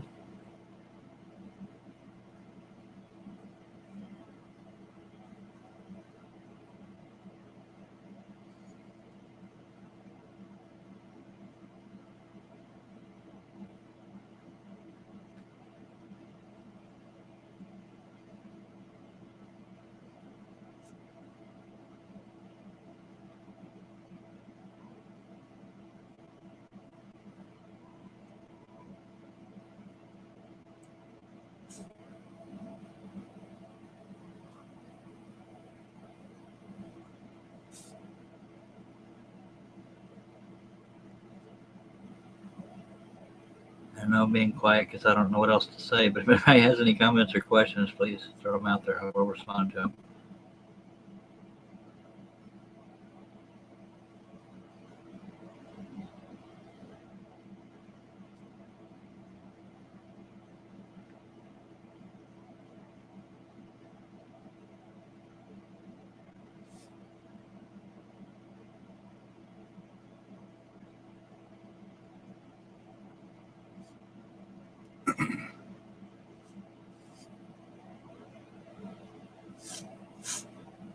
Again, I'm gonna come back to this area in here because that's gonna be where I have to be a little more careful because these are things that are wound around a string or a string is going through them. So I want to be a little more careful when tracing that. So I'm gonna get all the stuff that I can be sloppy with and then come back to that middle part.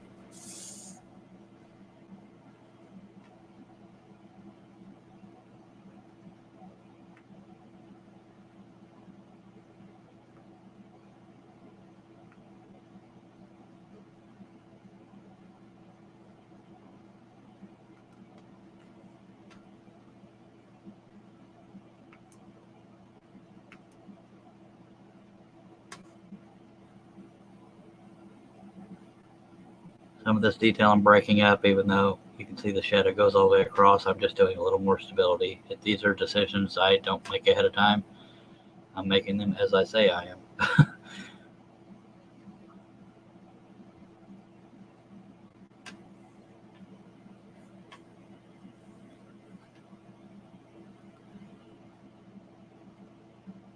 Some are light, some are dark. And I've said that a few times before, but I tend to repeat myself. You cannot shade with a scroll saw pattern. It's either cut out or it's not. So I'm just kind of winging it and adding breaks where there aren't any and adding bridges where there aren't any sometimes.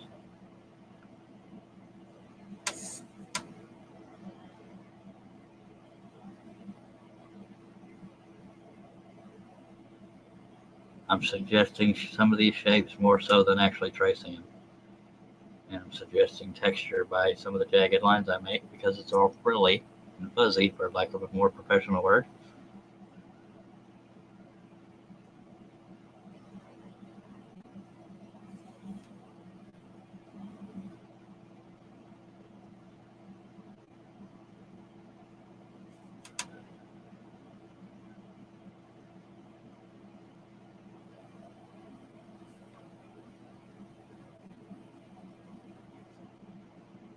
I really am being sloppy as holy heck right now because it's not mandatory to stay right on certain lines. I'm going as quickly as possible so I don't bore people to tears. Of course, if they were bored to tears, they wouldn't be here. Or sometimes that's what required for somebody to watch a video, but I'll take it.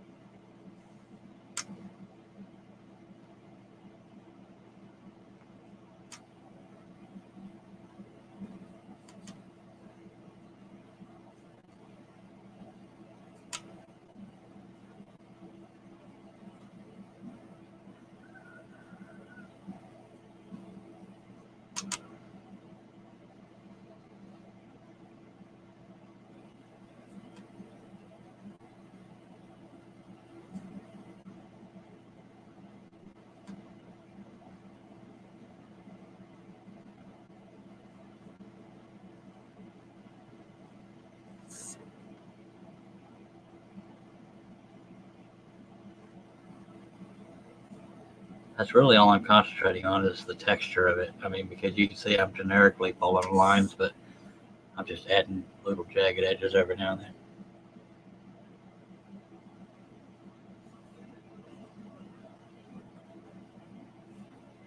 I mean, yes, there's such a thing as staying true to the photograph, but I think just suggesting the detail on some of it, stuff like this, is really all that matters. I mean, if I was going sideways, that would be a little silly, but I'm generally keeping the general shape here, so I think we'll be safe as far as people comparing it to the photograph. But how far or or not that you go is up to you. Unless you're doing it for somebody else, then it's up to them.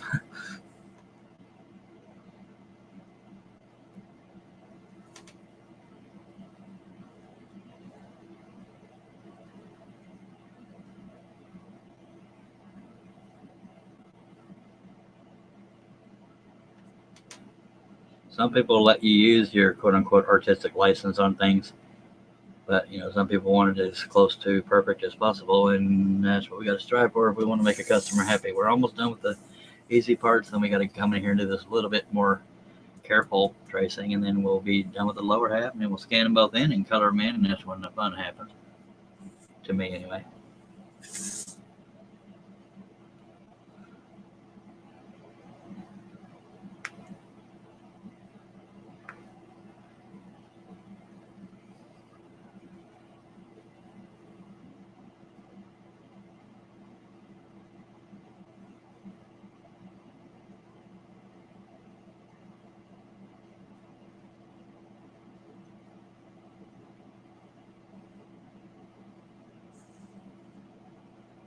Again, I'm not trying to cover y'all's view, but I can only pull out to the side so much.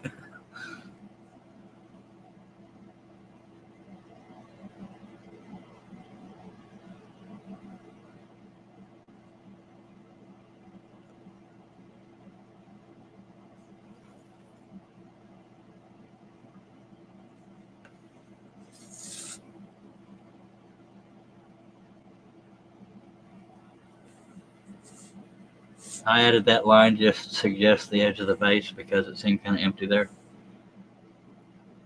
Here's that part I'm not looking forward to. I mean, it's not that hard. It's just going to be a little more time consuming because those beads, you want to suggest those. But we are almost done, in my opinion.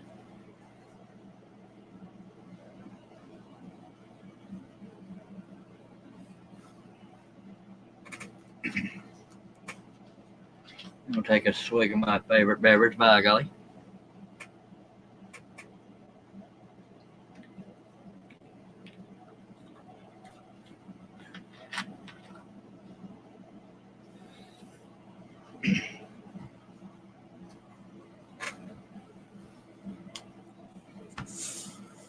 I think I'm going to start out with doing the stripes, and so does the easy part, and where they go into these beads is where it's going to be a little bit of a struggle. Struggle is not the right word. It's just a little more time consuming.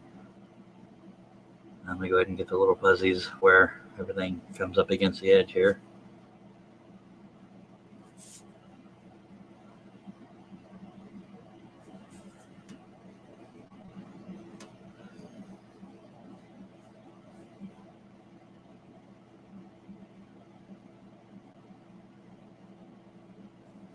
I'm coming up to those beads with lines, but I haven't done the beads yet. And I'm putting an X in here to let me know that this is the part I want to cut out and not the part down here, because when it's not colored in, sometimes it can get a little confusing.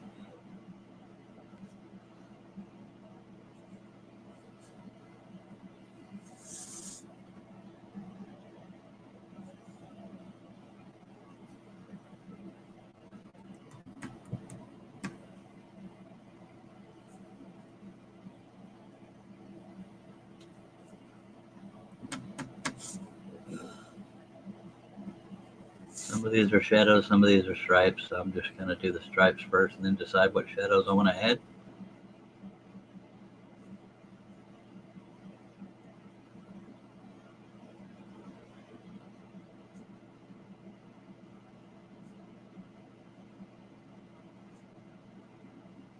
I still think it looks funny having stripes on here, but that's the shirt he's wearing, so there's that. And I'm not going to tell a fella how to dress, especially since he's been dead for years.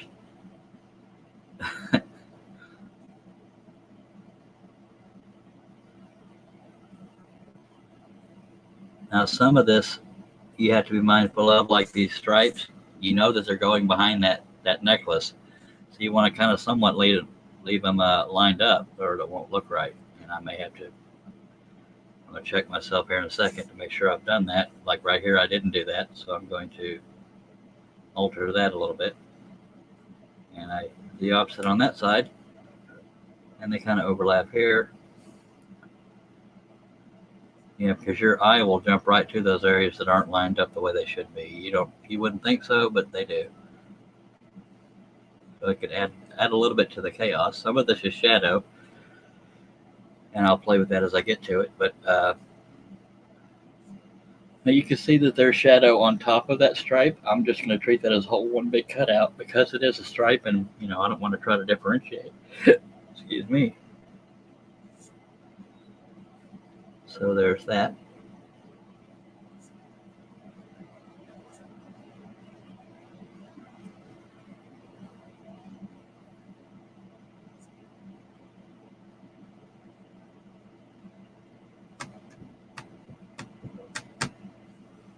And I think some of these stripes are going horizontal because maybe on the collar or something from the way it looks.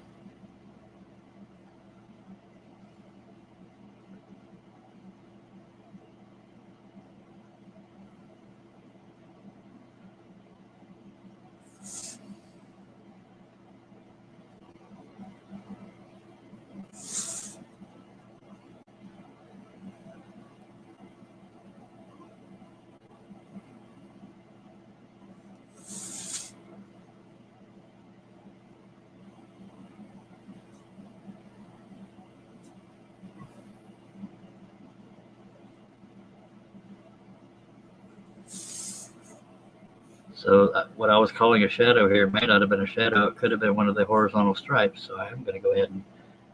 What's up, Mr. Mark Lindsay? I did not call you Mark Meadow.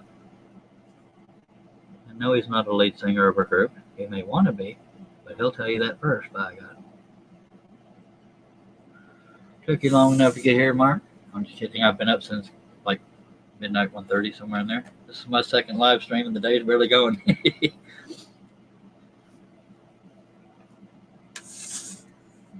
Appreciate you joining.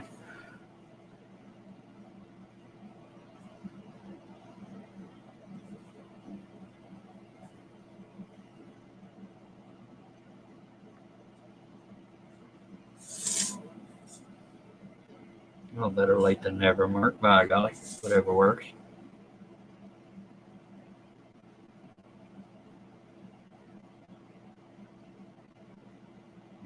Got it on the first try, by golly.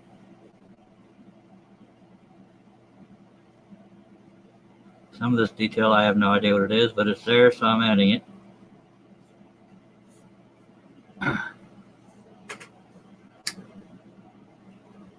And for the record, this is not part of the pattern. It's just me trying to get my pen working because we're a professional around here.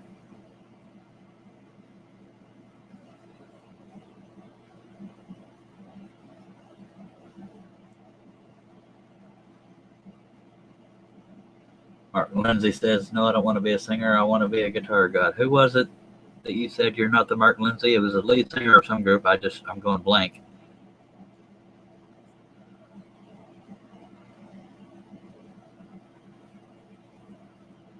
I know there's a lead singer of some group with the name Mark Lindsay. He always says, it's not me.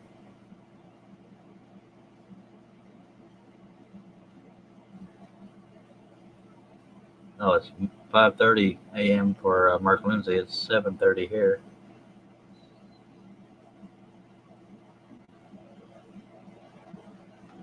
No, Central Texas. Central time zone, anyway.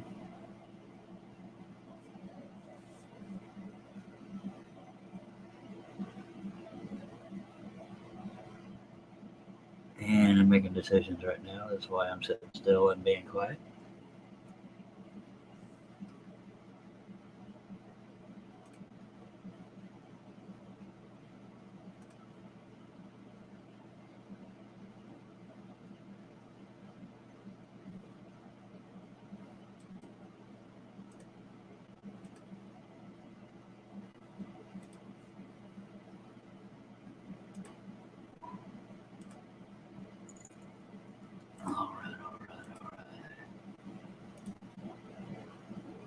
I do need to check and see if YouTube's holding my video for review. They love to do that.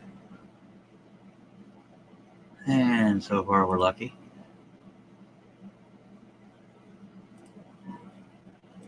Paul Revere and the Raiders is the lead singer is Mark Lindsay, his online nemesis. Okay.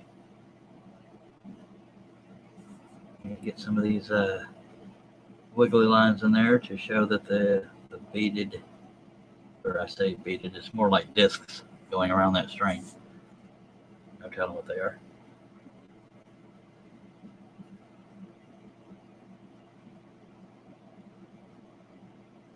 I'm being a little sloppier than I intended as far as tracing the shadows between these.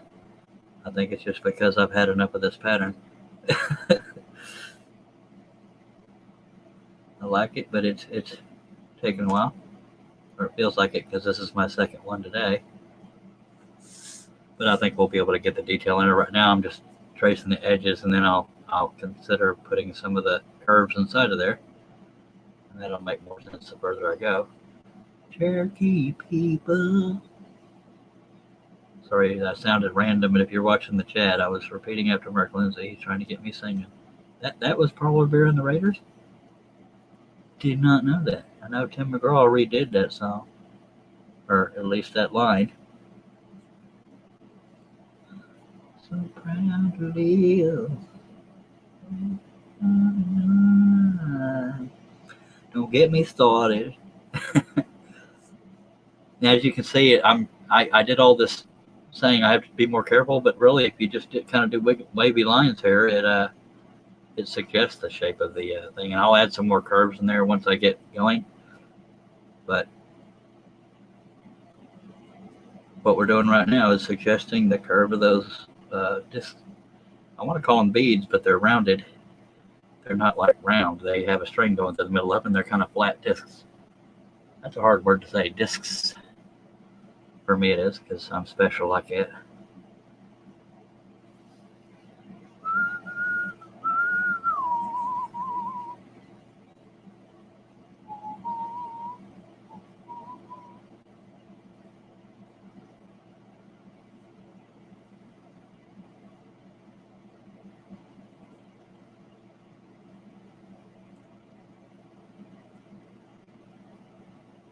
Mark Lindsay asked, do you ever get into making a pattern and then discover you just hate it? I mean, mommy, make it stop, kind of hate it. Yes, but y'all usually don't see those. That's a funny way of describing it, but yes, there's a few. It's like, really, this looks like crap. That happens a few times, yes, sir. Now you've got my secret out there. And not every pattern I do is going to turn out right. Sir Patrick. Aren't you supposed to be at work, Mr. Patrick? Or are you driving and texting? That's going to be pretty brittle. I got to be mindful of that when I'm, y'all remind me of that when I'm doing the detail part of this, or coloring in.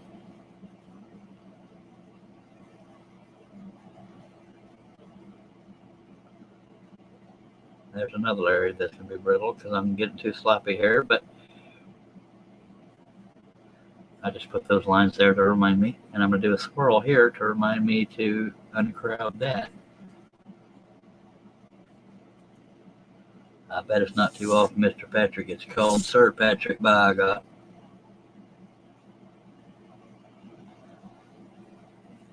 Oh, he's leaving in 30 minutes. Mark Lindsay says, I mean, it turns out to be such an intricate pattern, it just never seems to end. Yes, sir. Especially with my patterns, I kind of have this thing for detail. I don't know why, but it's fun.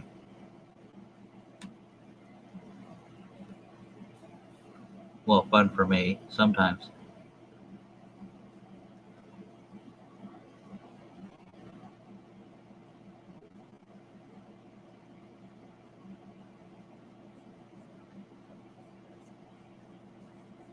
I am jumping around a lot here, so I don't want to forget anything.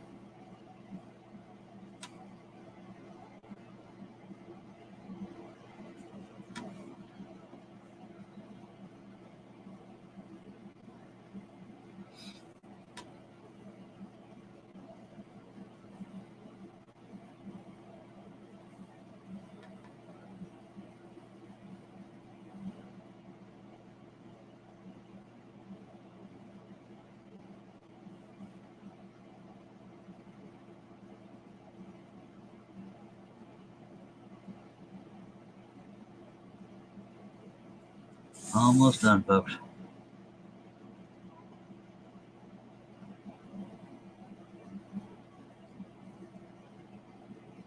But I do have to be careful to make sure there's nothing I forgot to trace. Because when that happens, it can be a little chaotic, although I know what I'm going for. It's easier to draw with a pen than it is a computer mouse.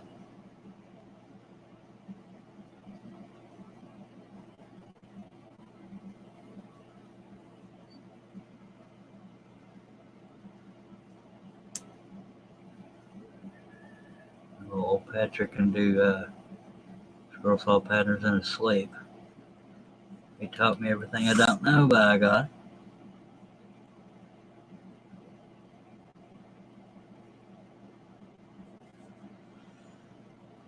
Mark Lindsay says, I don't know. This part of the process appears to me to be a combination of zen-like moments and total exasperation. That's exactly the way it is, sir. The struggles of what to add, what not to add, and if I added too much or not enough, blah, blah, blah, blah. There's that.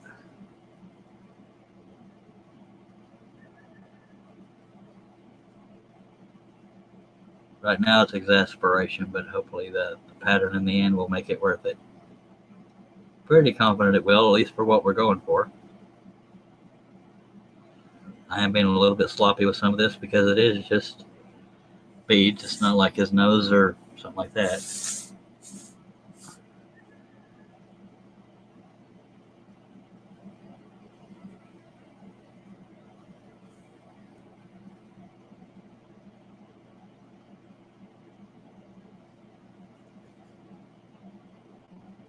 But if I crowd it too much, then we could have a lot of brittle areas. So I'm having to be mindful of lines, and I may have to fix that once I do the coloring in portion. We'll figure it out all together. But I also don't want to forget lines like this, where the stripe goes into the beaded thingy. That is the official term, beaded thingy.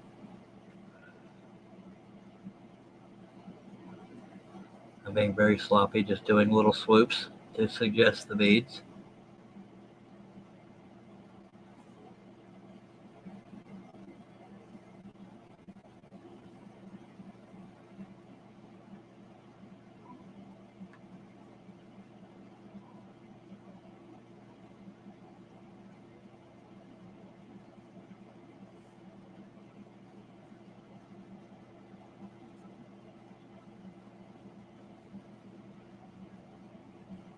Being very careful now because once I pull that paper off, all bets are off. It takes a little bit to line it back up.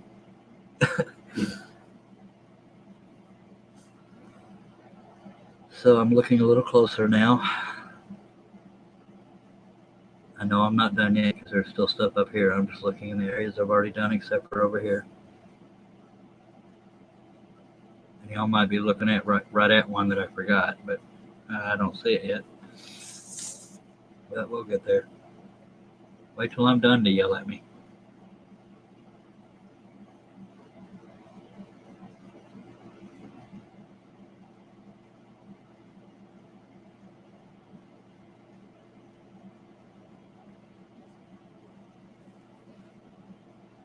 Yeah, I think there's going to be quite a few brittle areas that I got to be mindful of.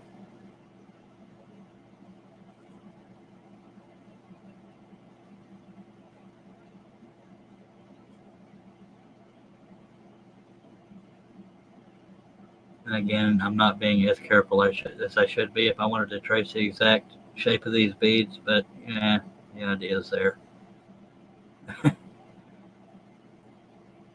So how lazy I get on patterns depends on how long I've been doing patterns, but this is my second live stream of the day working on a pattern, but I think it'll still be okay.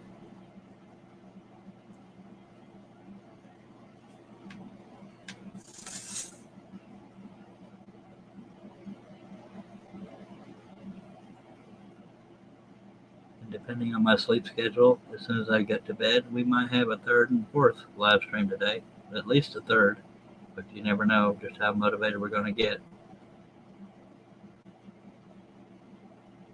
I got to make up for lost time. Felt like an eternity since I did a live stream before today. May have only been 2 days. I don't remember.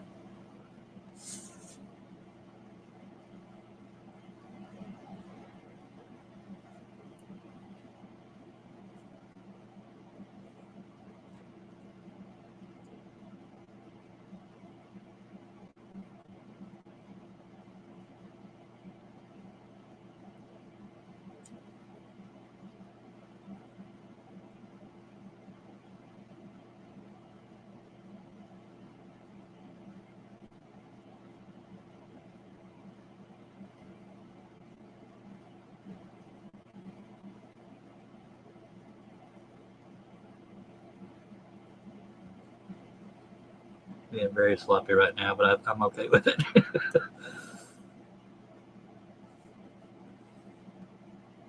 But we are very dangerously close to being done because of me being sloppy.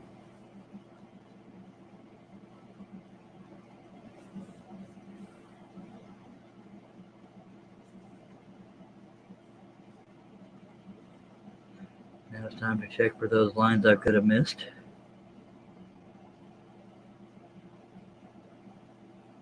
I hate to break it to you, but I think we're done with the paper part, and it's time to. If I forgot to trace something, y'all better yell at me now. No, because somebody will do it just to spite me.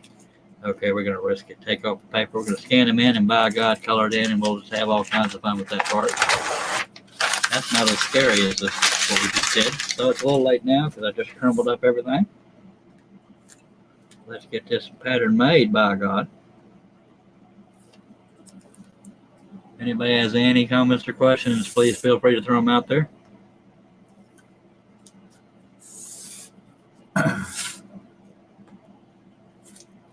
Again, the teaching portion of these things is only the drawing part as far as the thought processes go. It is not the computer portion. The computer portion is just to show you, but I will tell you what I'm doing as I'm doing it. I use PaintShop Pro 4. It's not even made anymore. I just moved it from computer to computer. Real quickly, I'll show you the upper and lower half, but we'll scan them both in, connect them and color it in, and it'll look more like a, down by your squirrel. Hello, Chad Benton. Welcome back. I'm going to color this in, by God. So let me put it on screen share, and we will do the computer portion. And just so y'all know, I will not be able to see the comments and questions when I'm screen sharing because I'll be in the program that I'm sharing. And there we are. This is the picture we worked off of, cropped. And you see he's wearing a striped shirt. Looks like a modern day shirt for him. And I cropped it down to have closer detail to work with. The same with this one. Cropped into that one. But this is the one we're working with. And that's White Swan. So let's scan this puppy in there and minimize that. And get this out of our way because I know it got in the way last time. And we're going to scan it in. It is at 300 dpi. I do have the brightness. It doesn't show here, but the setting I have it on is a little bit less than bright white because we want the off color, and I'll explain that when we get there. But I have to scan in the pattern, the upper and the lower half.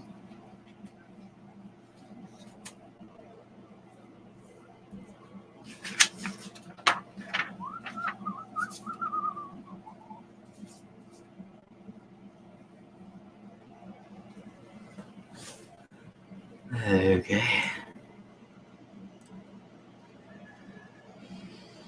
Again, I'm not teaching this portion, I'm just showing it because some people want to see it from start to finish.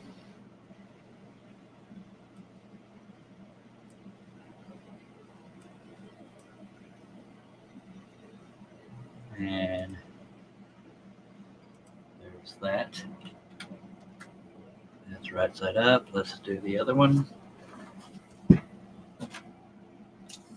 Because apparently people want to see the whole pattern. Go figure.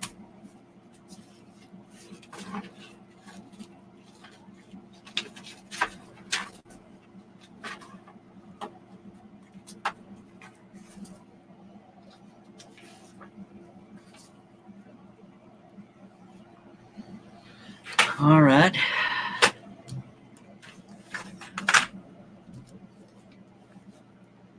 Now we're going to scan in the second half. And away we go.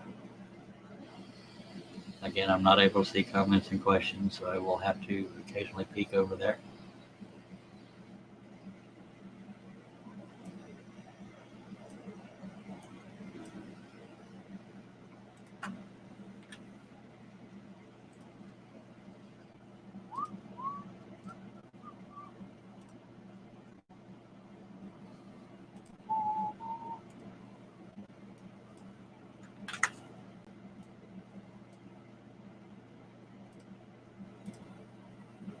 Mark Lindsay, is there any remote chance you want to jump in here just in case? I mean, you don't have to. I know you said you're not awake yet, but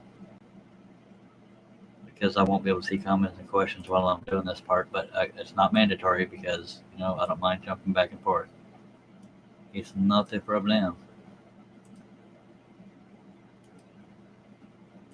What I'm doing here is I'm changing the dark lines into all the same color lines. And this is really not all that important. It's just part of my process, but it's not me teaching how to do it.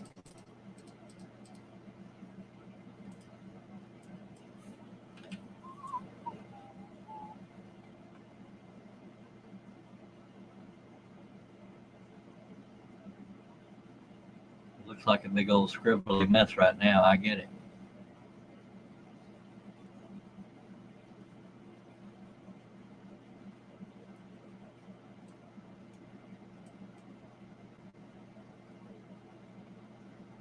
But it will come together here shortly.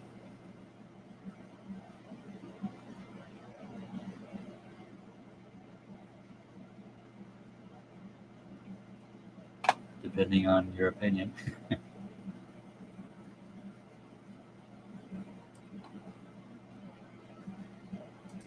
And I'm going to go ahead and get rid of those little scribbles there.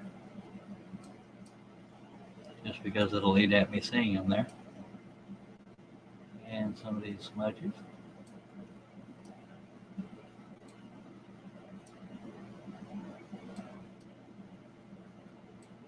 And I know I probably eliminated a line I wasn't supposed to, but that's all right. We'll draw it in there.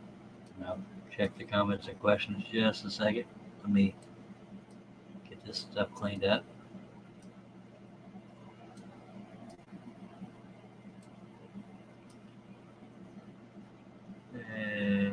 Diddly-diddly-do. I may be done by then, Mark, but I appreciate it. Again, it's not a big issue. I just, the only roadblock is that I need to stop to read comments and questions, but that's okay because this part goes pretty quick anyway. Now, when I zoom in, y'all will see that some of this is an off-white color, and that is intentional because that off-white color tells me that if I want to color it in, we won't have any issues.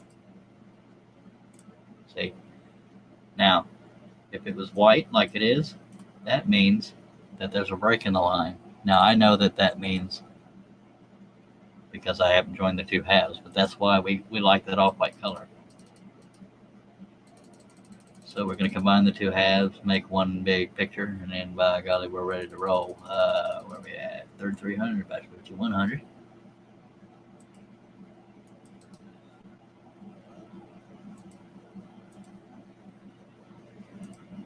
And then we'll attach the halves, and it'll just all roll right together by God.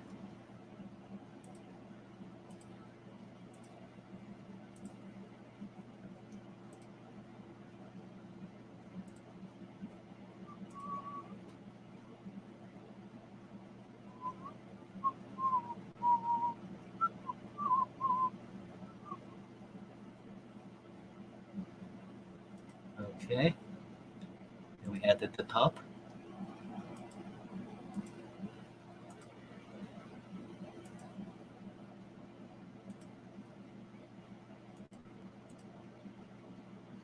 And this is where we want to line things up, right? Which, let me zoom in because things look kind of screwy from here.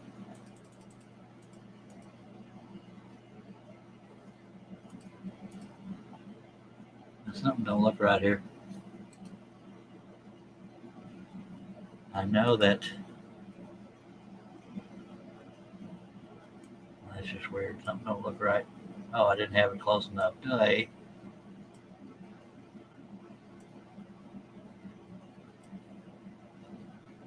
little bit of tweaking on moving it, and then we'll connect them. I think we might be safe there because I can draw in little lines here and there. And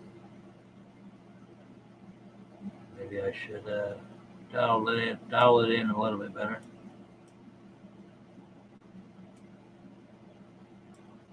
A little too far. Yeah, we'll just connect the lines there. Let me crop it.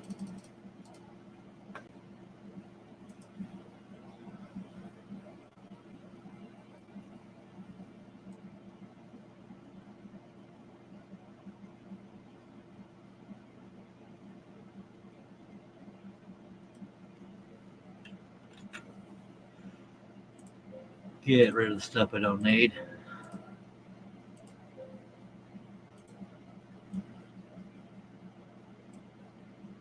And we'll go ahead and name it White Swan. And that is done. We'll go and get rid of these pictures we're not using. By God.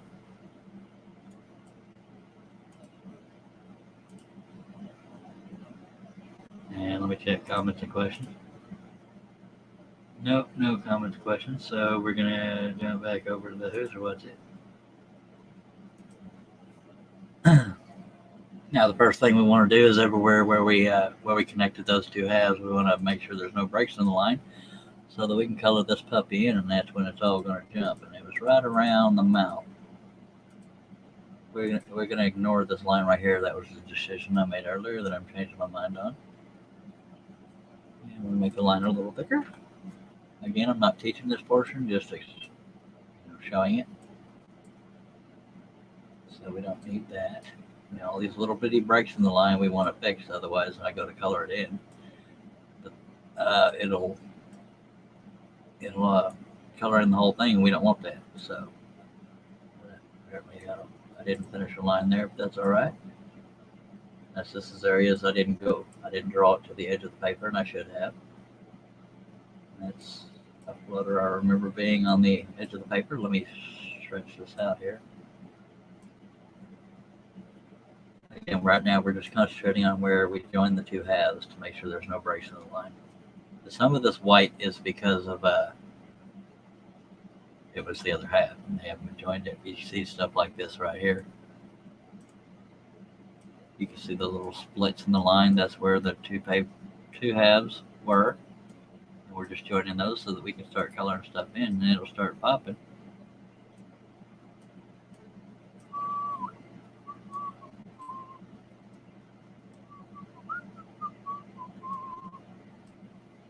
And every now and then I'll see a speck that annoys me, and I'll just wipe it out.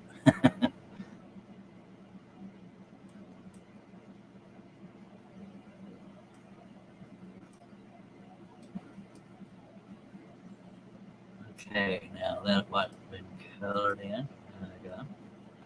Here comes the scary part. Now what we're going to look for now is areas that are broken. Now some of these are white because of how I did it in the beginning. But everything that goes off the edge, we want to make sure it's going off the edge so that we can color it in. And so far, those all look to be.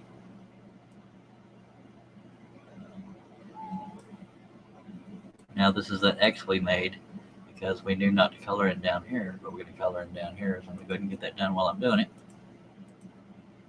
And this is one I wanted to uncrowd, but I think it's okay, so I'm going to get rid of that. And this is one I wanted to uncrowd. That's why I scribbled through the lines.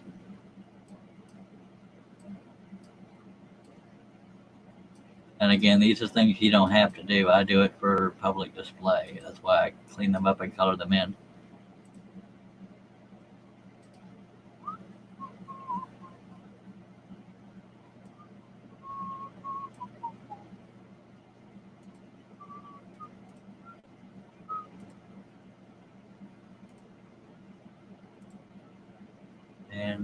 And I apologize. I'm not able to see the comments and questions, so I'll have to come back to them.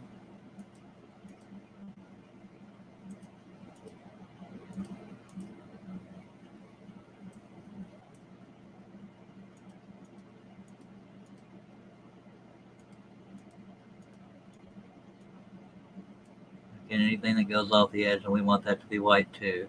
So we're going to color that in. Color that in. Color that in.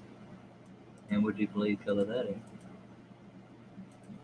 This part's going to go relatively quickly compared to the other part. Now this is areas we want to make sure on the right side here, there are areas that are not going off the edge, like right here. If I tried to color that in, it would have turned the whole screen gray. And I'm going to save every now and then in case my computer goes 8 poopy. 8 poopy is gutter language for the morning. There's little areas I'm being picky on when I see a little straight line that I don't like. So these dark areas are where I just didn't scan it good enough, but once I color it in, that'll go away. Doing a real quick sweep, and I think we're safe here. It's just went off the edge. Nope, it was not safe. What was your biggest clue? That means if it wasn't one of these, I'm going to check the rest of it before I try to color it again. Okay, we're good. We're going to connect here. Connect here. That means I just scanned a little too far over, or cropped it a little too far over. I'm going to go very quickly, and occasionally I'm going to jump over there to make sure I'm not missing any comments or questions. And then we'll come in and look at these other areas. Now this is probably white because that's where the two halves were joined. And that one's safe. Whoops, no, that was supposed to be white. I remember that. Which I probably really don't even need that, but it was there. Let me go ahead and check comments and questions. Stanley Langford says, I'm on break, can't stay long. Let's do this. I'm doing it, by God. Mark Lindsay says, I'll check back at the bottom of the hour if I miss you. Have a great day, by God. Well, I'll likely be back, Mark, because I'm just crazy enough to do 3 or 4 live streams in a day, I tell you what. But I appreciate you being here. And welcome back, Mr. Langford. Now, these are areas that I didn't go, that I cropped it a little too far over, so I'm just bringing those to the edge so we can color them in. This part's going to go pretty darn quickly.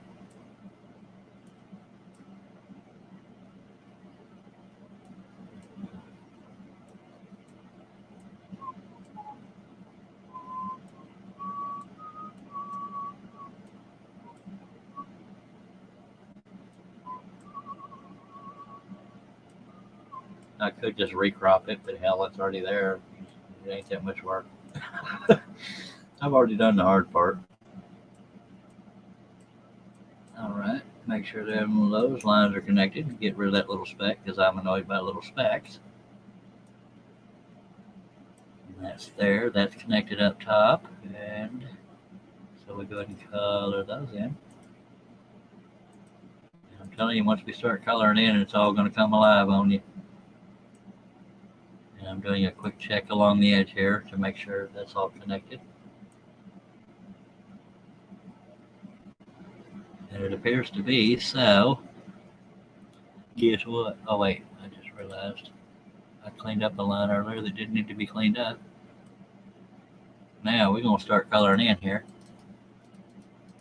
Now I'm telling you, when you start coloring in them big areas, that's where everything pops. Here it comes, right? Big old boom. Boom. Boom. I'm telling you, once you color it in, that's when it comes alive, baby. Boom. You like those realistic, awesome Hollywood sound effects? I tell you what. I was all worried about that mouth, and it turned out fine. Now we're going to do it the quick way here, and then we'll come back and see where the white areas are, because there was areas where they were combined, where the two halves got combined. Whoops, that's a little too dark. I'm doing color replacer. It's not really important to the whole pattern. I'm just explaining. And I'll just sweep the mouse across here, or the cursor, and it sort of generically colors it in. But the darker I get with the color replacer and the tolerance, then it will start filling in. But this makes it go much quicker for y'all and for me. But the more it's fully colored in, the more it'll pop. And I might be sweeping a little too fast, so I'm going to slow down a little bit.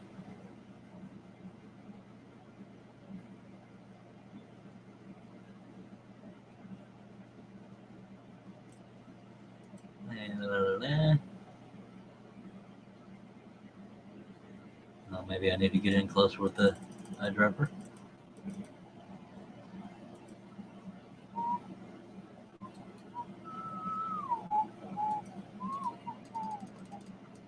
We're going to get there, don't you worry.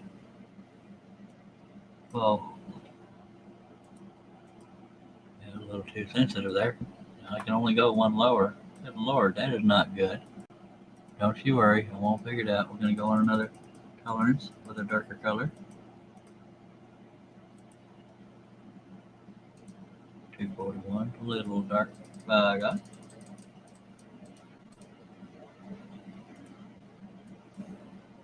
Try 5. Well, that'll start filling them in pretty dark by God. I'll tell you what. I'm telling you, the more the stuff colors in, the more alive it comes. I'm telling you. I am going to take out those specks on the upper lip because I knew when I drew those that I wasn't sure I wanted them there.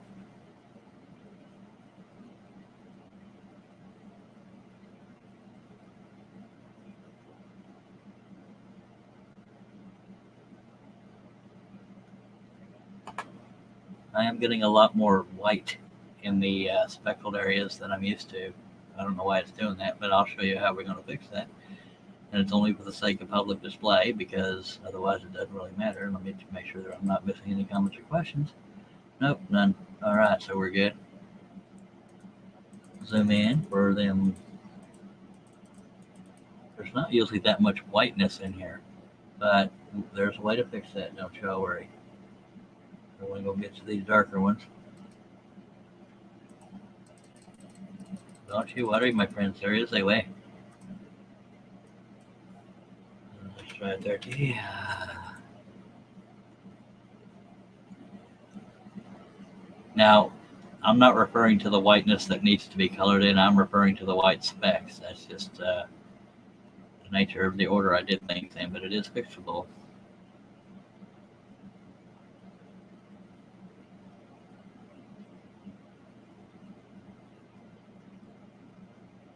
So once I do the sweep across here with everything except for white, then I will color in the areas I knew to be colored in. Then I'll replace all those specks with gray, and it'll look all nice and crisp and clean.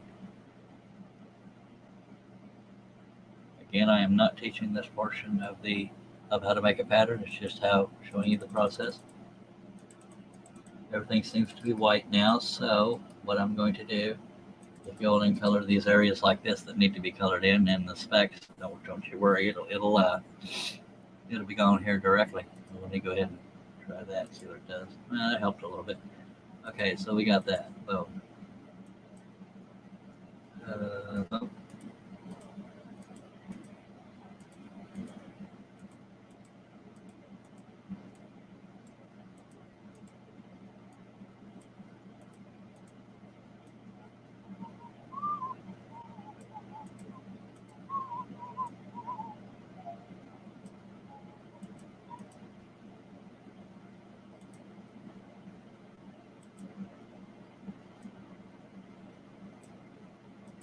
Oops, that was not supposed to happen. By the way, we need to save, because every time that happens, you want to make sure you should save every now and then. Never depend on your computer or whatever to keep working the whole time. Because there are times I've gotten this far into a pattern and my computer went poopy poop, and I wasn't too thrilled about it.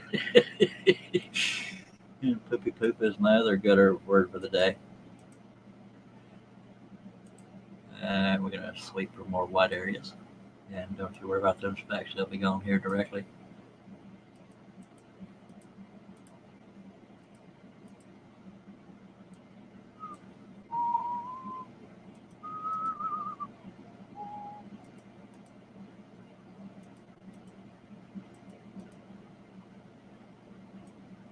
It's actually quite an easy fix to get rid of all those specks once I've gotten this far. So the way we do that, you see, is we go in here like this. We right click on the color it is and what color we want it to be. Now you may think all spiddly spiffy, but look, we're gonna really wreck things right now. After I save it on this step, I'm gonna, everything that's white, we want to make it black so that the white specks will be the only things that are white, except for these things that go off the edge, which is right here. And we're going to turn all of those specks gray so that when I turn that black back into white, it'll look all nice and spiffy cleaned up. Because imagine having to go in there with a little computer mouse and cover up every little single speck. I don't think so.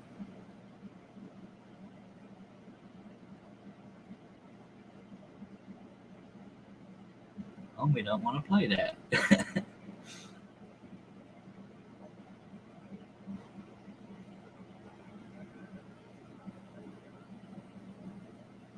So there's that. Now we're going to change that black right back into white.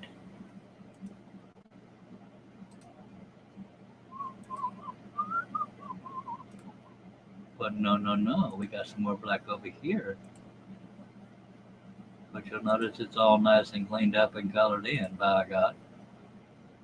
So then we do this, wait, let me make that a little bit smaller. Green, well, maybe.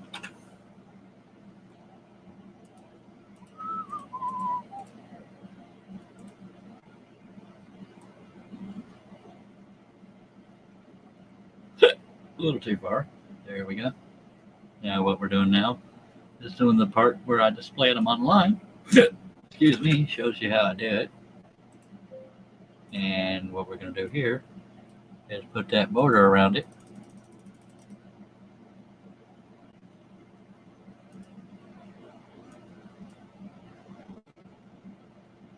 Which acts as somewhat of a frame or a border for the frame to go onto. It's just, you know, how I display.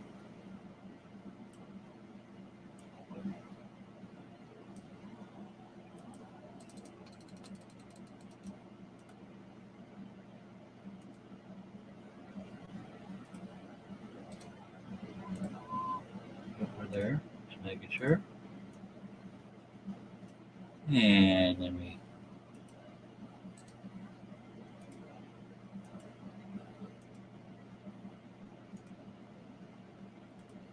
fill it in with the old wood grinder, and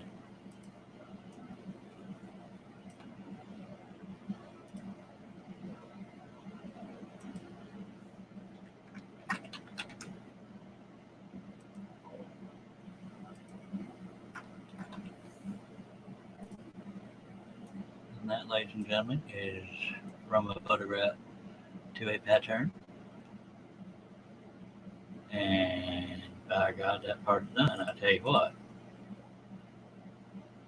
So, y'all sat through it again, and this is my wonderful high-tech keyboard that is filthy and it's falling apart. But we still got 12 people watching. I hate ending live feeds when we got that many people watching, but if y'all have any comments or questions about how I make patterns or how you can make patterns or anything that didn't make sense, because I don't always say things clearly, or if you want to learn to use a spiral blade, I do some cutting live streams. But I'm not above anybody else. I'm equal to every one of y'all. If I can help, I will. If I can't, hopefully somebody else in the chat. I tried to do at least one live feed a day. Last couple of days I skipped because of health issues. But on a good day, I'll do 2 live streams. I've already done 2 so far this morning, so we might do 3 or 4 today. I don't know if there'll be cuttings or patterns. It depends on feedback from the audience, so to speak. But on Facebook, I can be found under the Charles Deering, and on YouTube, I am Charles Deering Scroll, or just Charles Deering. You should be able to find me. But on Facebook is the Charles Deering, and that's all one word. But if you get on YouTube, I hope you'll consider subscribing, clicking on that bell, and thumbs up, and share, and all kinds of fun stuff. But I appreciate everybody watching, and I'm quite sure there'll be at least a 3rd live stream later today, but I have been up all night doing these fun live streams. This was live stream number 61. I am Charles Deering. I appreciate you and appreciate you watching, but above all else, by God, screw along.